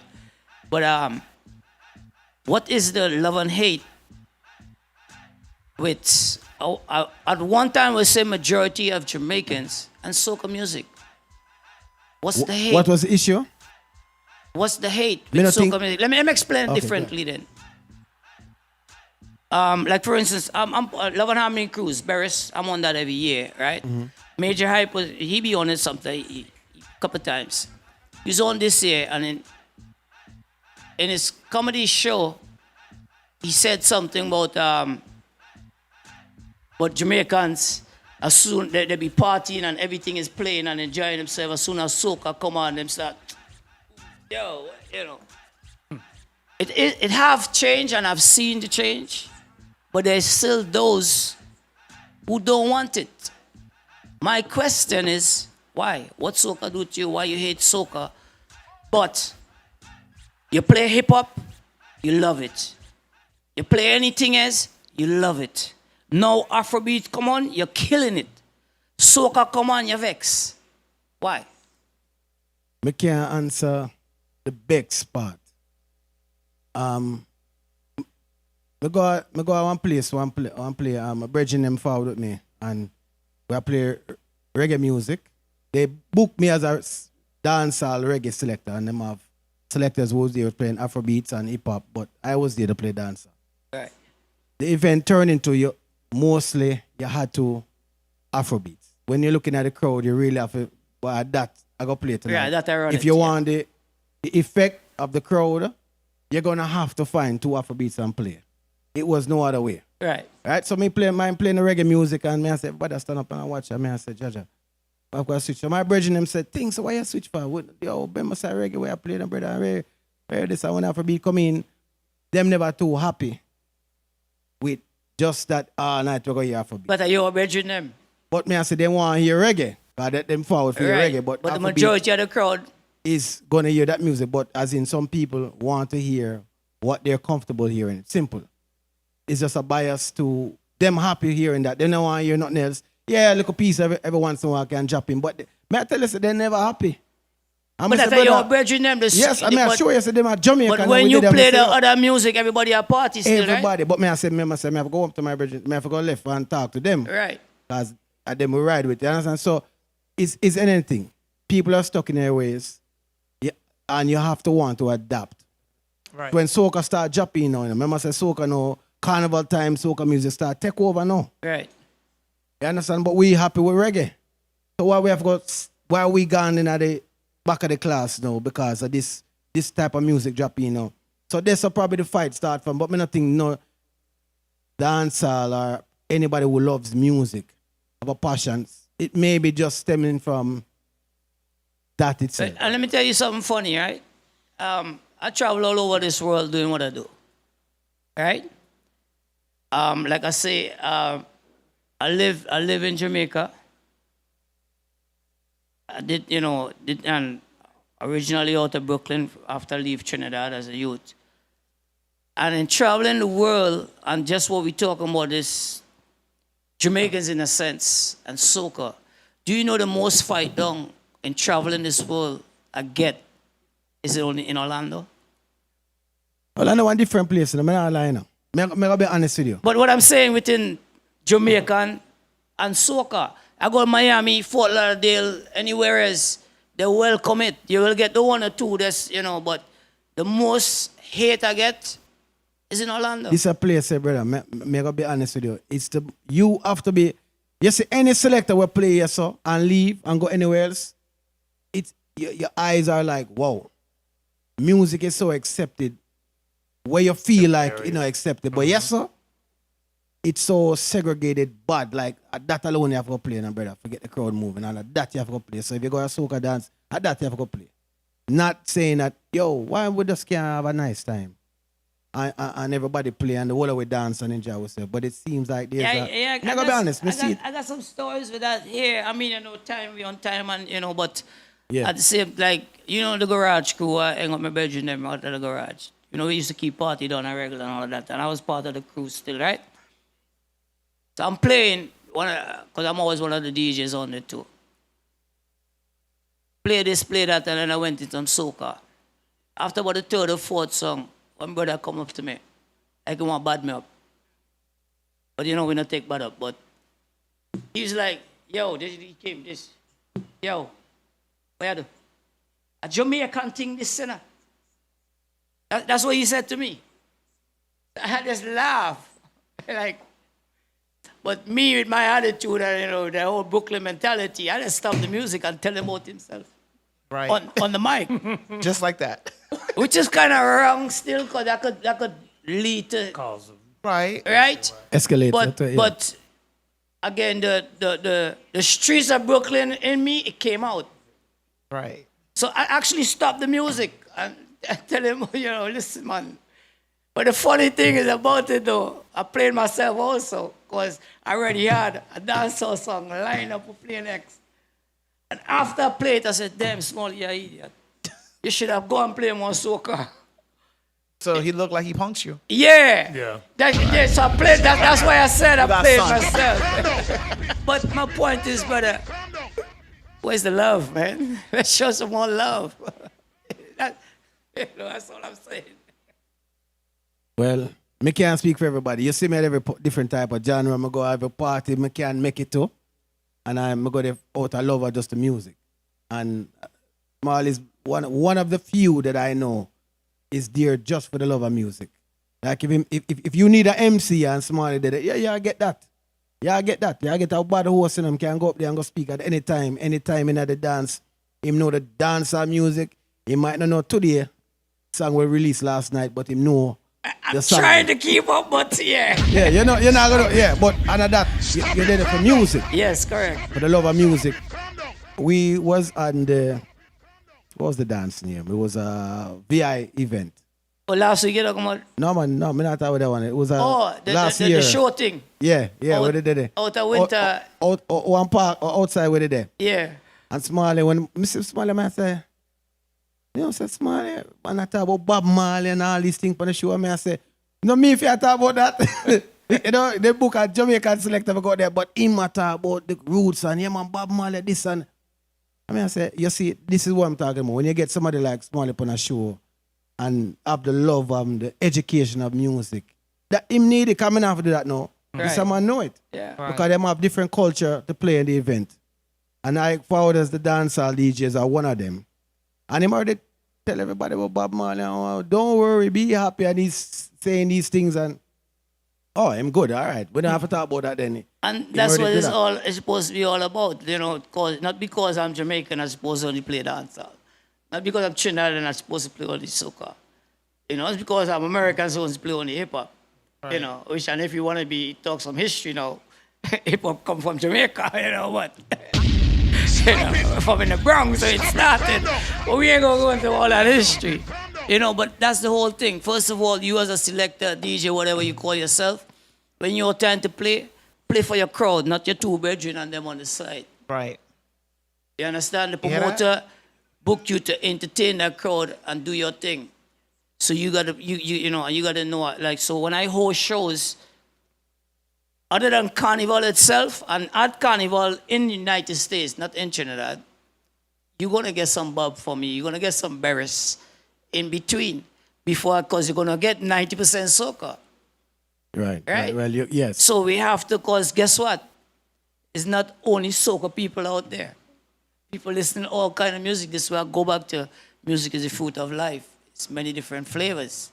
You just got to know where and when for that flavor. Well, are you going to be started living a healthier life now and put on the roots and them something else? Roots is a healthy thing, you know. You see what it said? Look here. Stop it, calm down. All natural ingredients. Is that true? No. Hold on, may I ask a question?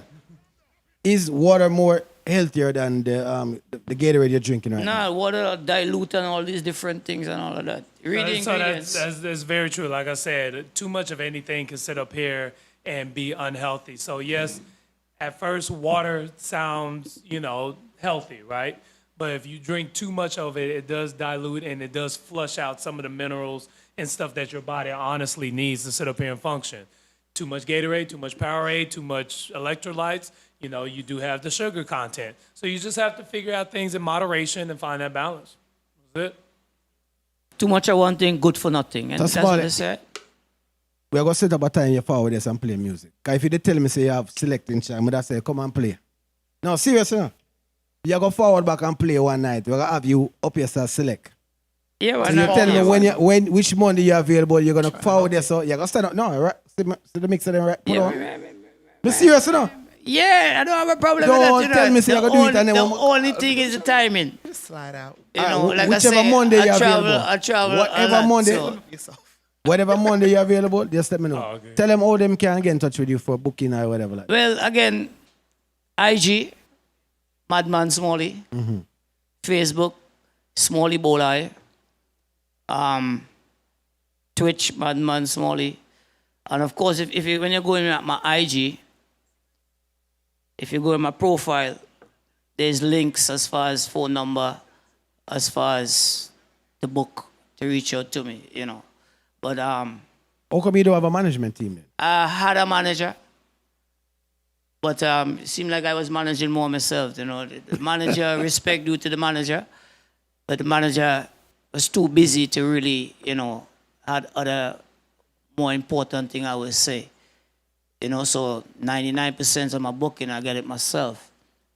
You know, appreciate what the management did that because they have done stuff for me, and I still just call the name as part of the management team, you know, but it is what it is. It is so, what you it know. is. It is what it is. Yeah, it is what it is. Yeah. So, we had Madman Smalle. He might go forward back people and gonna play some music. Me personally never see that, so we're gonna see it live. Yes, sir. We're gonna set up a time and make sure it happen. And we had Paul over here, Coach Paul, talking about health and fitness. Ladies, if you're vexed with him, don't cancel him. He didn't say nothing negative. He never said nothing negative. Nothing negative. I made sure that I hit all points. I just want people to understand that at the end of the day, there are different routes. But if you do go the surgery route or any type of cosmetic route, let's just make sure that we have a plan in store to kind of help those results so you can find a way to have that balance. And while I'm speaking real quick, because I already got some text messages and stuff like that, let me shout out my mom, okay, Miss Carmen. Big up yourself, mother. Let me shout out my dad, you know, Paul Graham Sr. I want to also shout out my beautiful wife and my beautiful daughter, Shay and Phaedra. I'm on my way home, I promise. My FAMU family, my clients, definitely the ones that have been down since the beginning. And I want people to understand that I would not be the person that I am now if it wasn't for the people that honestly are in my corner right now, my clients, my family, my friends that really have supported me from the beginning. And I think everybody has that type of story that at the end of the day, you have to have that circle that supports you genuinely. And if you have that circle that supports you genuinely, then everything else, you know, comes into play. My D1 family, my BNA family, if I missed anybody, I do apologize. Y'all know me. It's late, and so I'm just trying to think at the same time. But I'm on my way home. Promise. Yeah, he's on his way. You know what? We're gonna make Smalle give us the word of advice for the night. Yes. Well, no, before we go into that, at least let me plug Yeah, my plug. yeah, too. yeah, do your thing, yeah. That's what I'm saying. I mean, big up all the true supporters for real that always ride with me and all of that. Some of them up tonight and it's like, boy, you're taking long, you know, I got work in the morning, but you know, big up Pet in Baltimore right now listening.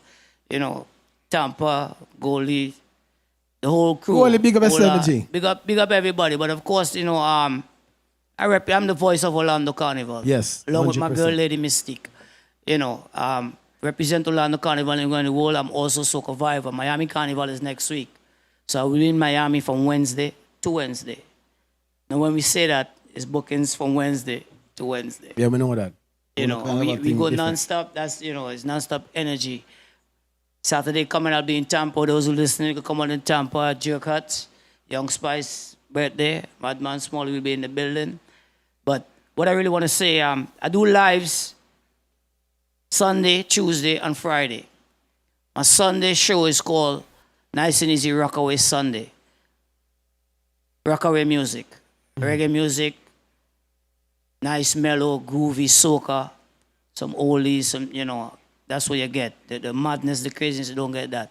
Tuesday is strictly soca. That's when I'm on Team Soca, strictly soca, which is 6. Oh, by the way, Sunday is 7 to 10 p.m. Tuesday is 6 to 9. And Friday, I call it Free Up Friday. I get dancehall soca. That's 9 p.m. Sometimes I go all 3, 4 in the morning. That's not every Friday, though, because most of the time I'm traveling, you know. But other than that, MADMANSMALLIE. Love what I do and I do love to do. Hello! Madman Smalle. No, you have to give us the word, the good word for end the show with. The good word for not the day, for the rest of your life is love. Thank you. Love. Now, when we say love, don't just, like the guys or the woman, oh, I love you because you want to get that bag or want to go get your hair done and all of that. That's not love. To the fellas, I love you because you're trying to get some. That's not love. No. Say it with meaning. Say it because you really love somebody. And I'm glad you said that to me because yesterday I closed my show is, when last have you tell somebody you love them? Have you tell somebody you love them today? Today? Today. Yes. All right. That's good. Like me I tell, but it is sound good for say. Right. Well, yeah. Well, I have. Ask them. Yeah. You know. Don't talk. Have you said Yeah. I love you Yeah. to someone? My children. Okay. This is still good, but the children gonna hear that every day. Somebody out of the regular. Yeah. The neighbor. Try that sometime. I love you, Ting. You know, try that sometime. You know, so the word for now the you day, get the shot. word for till next Monday is love. Let's share some love. With that said, one love. God bless. One love, my general. Big up yourself. Everybody, thanks for logging in this Monday Pillow Talk. Madman Smalle, Paul,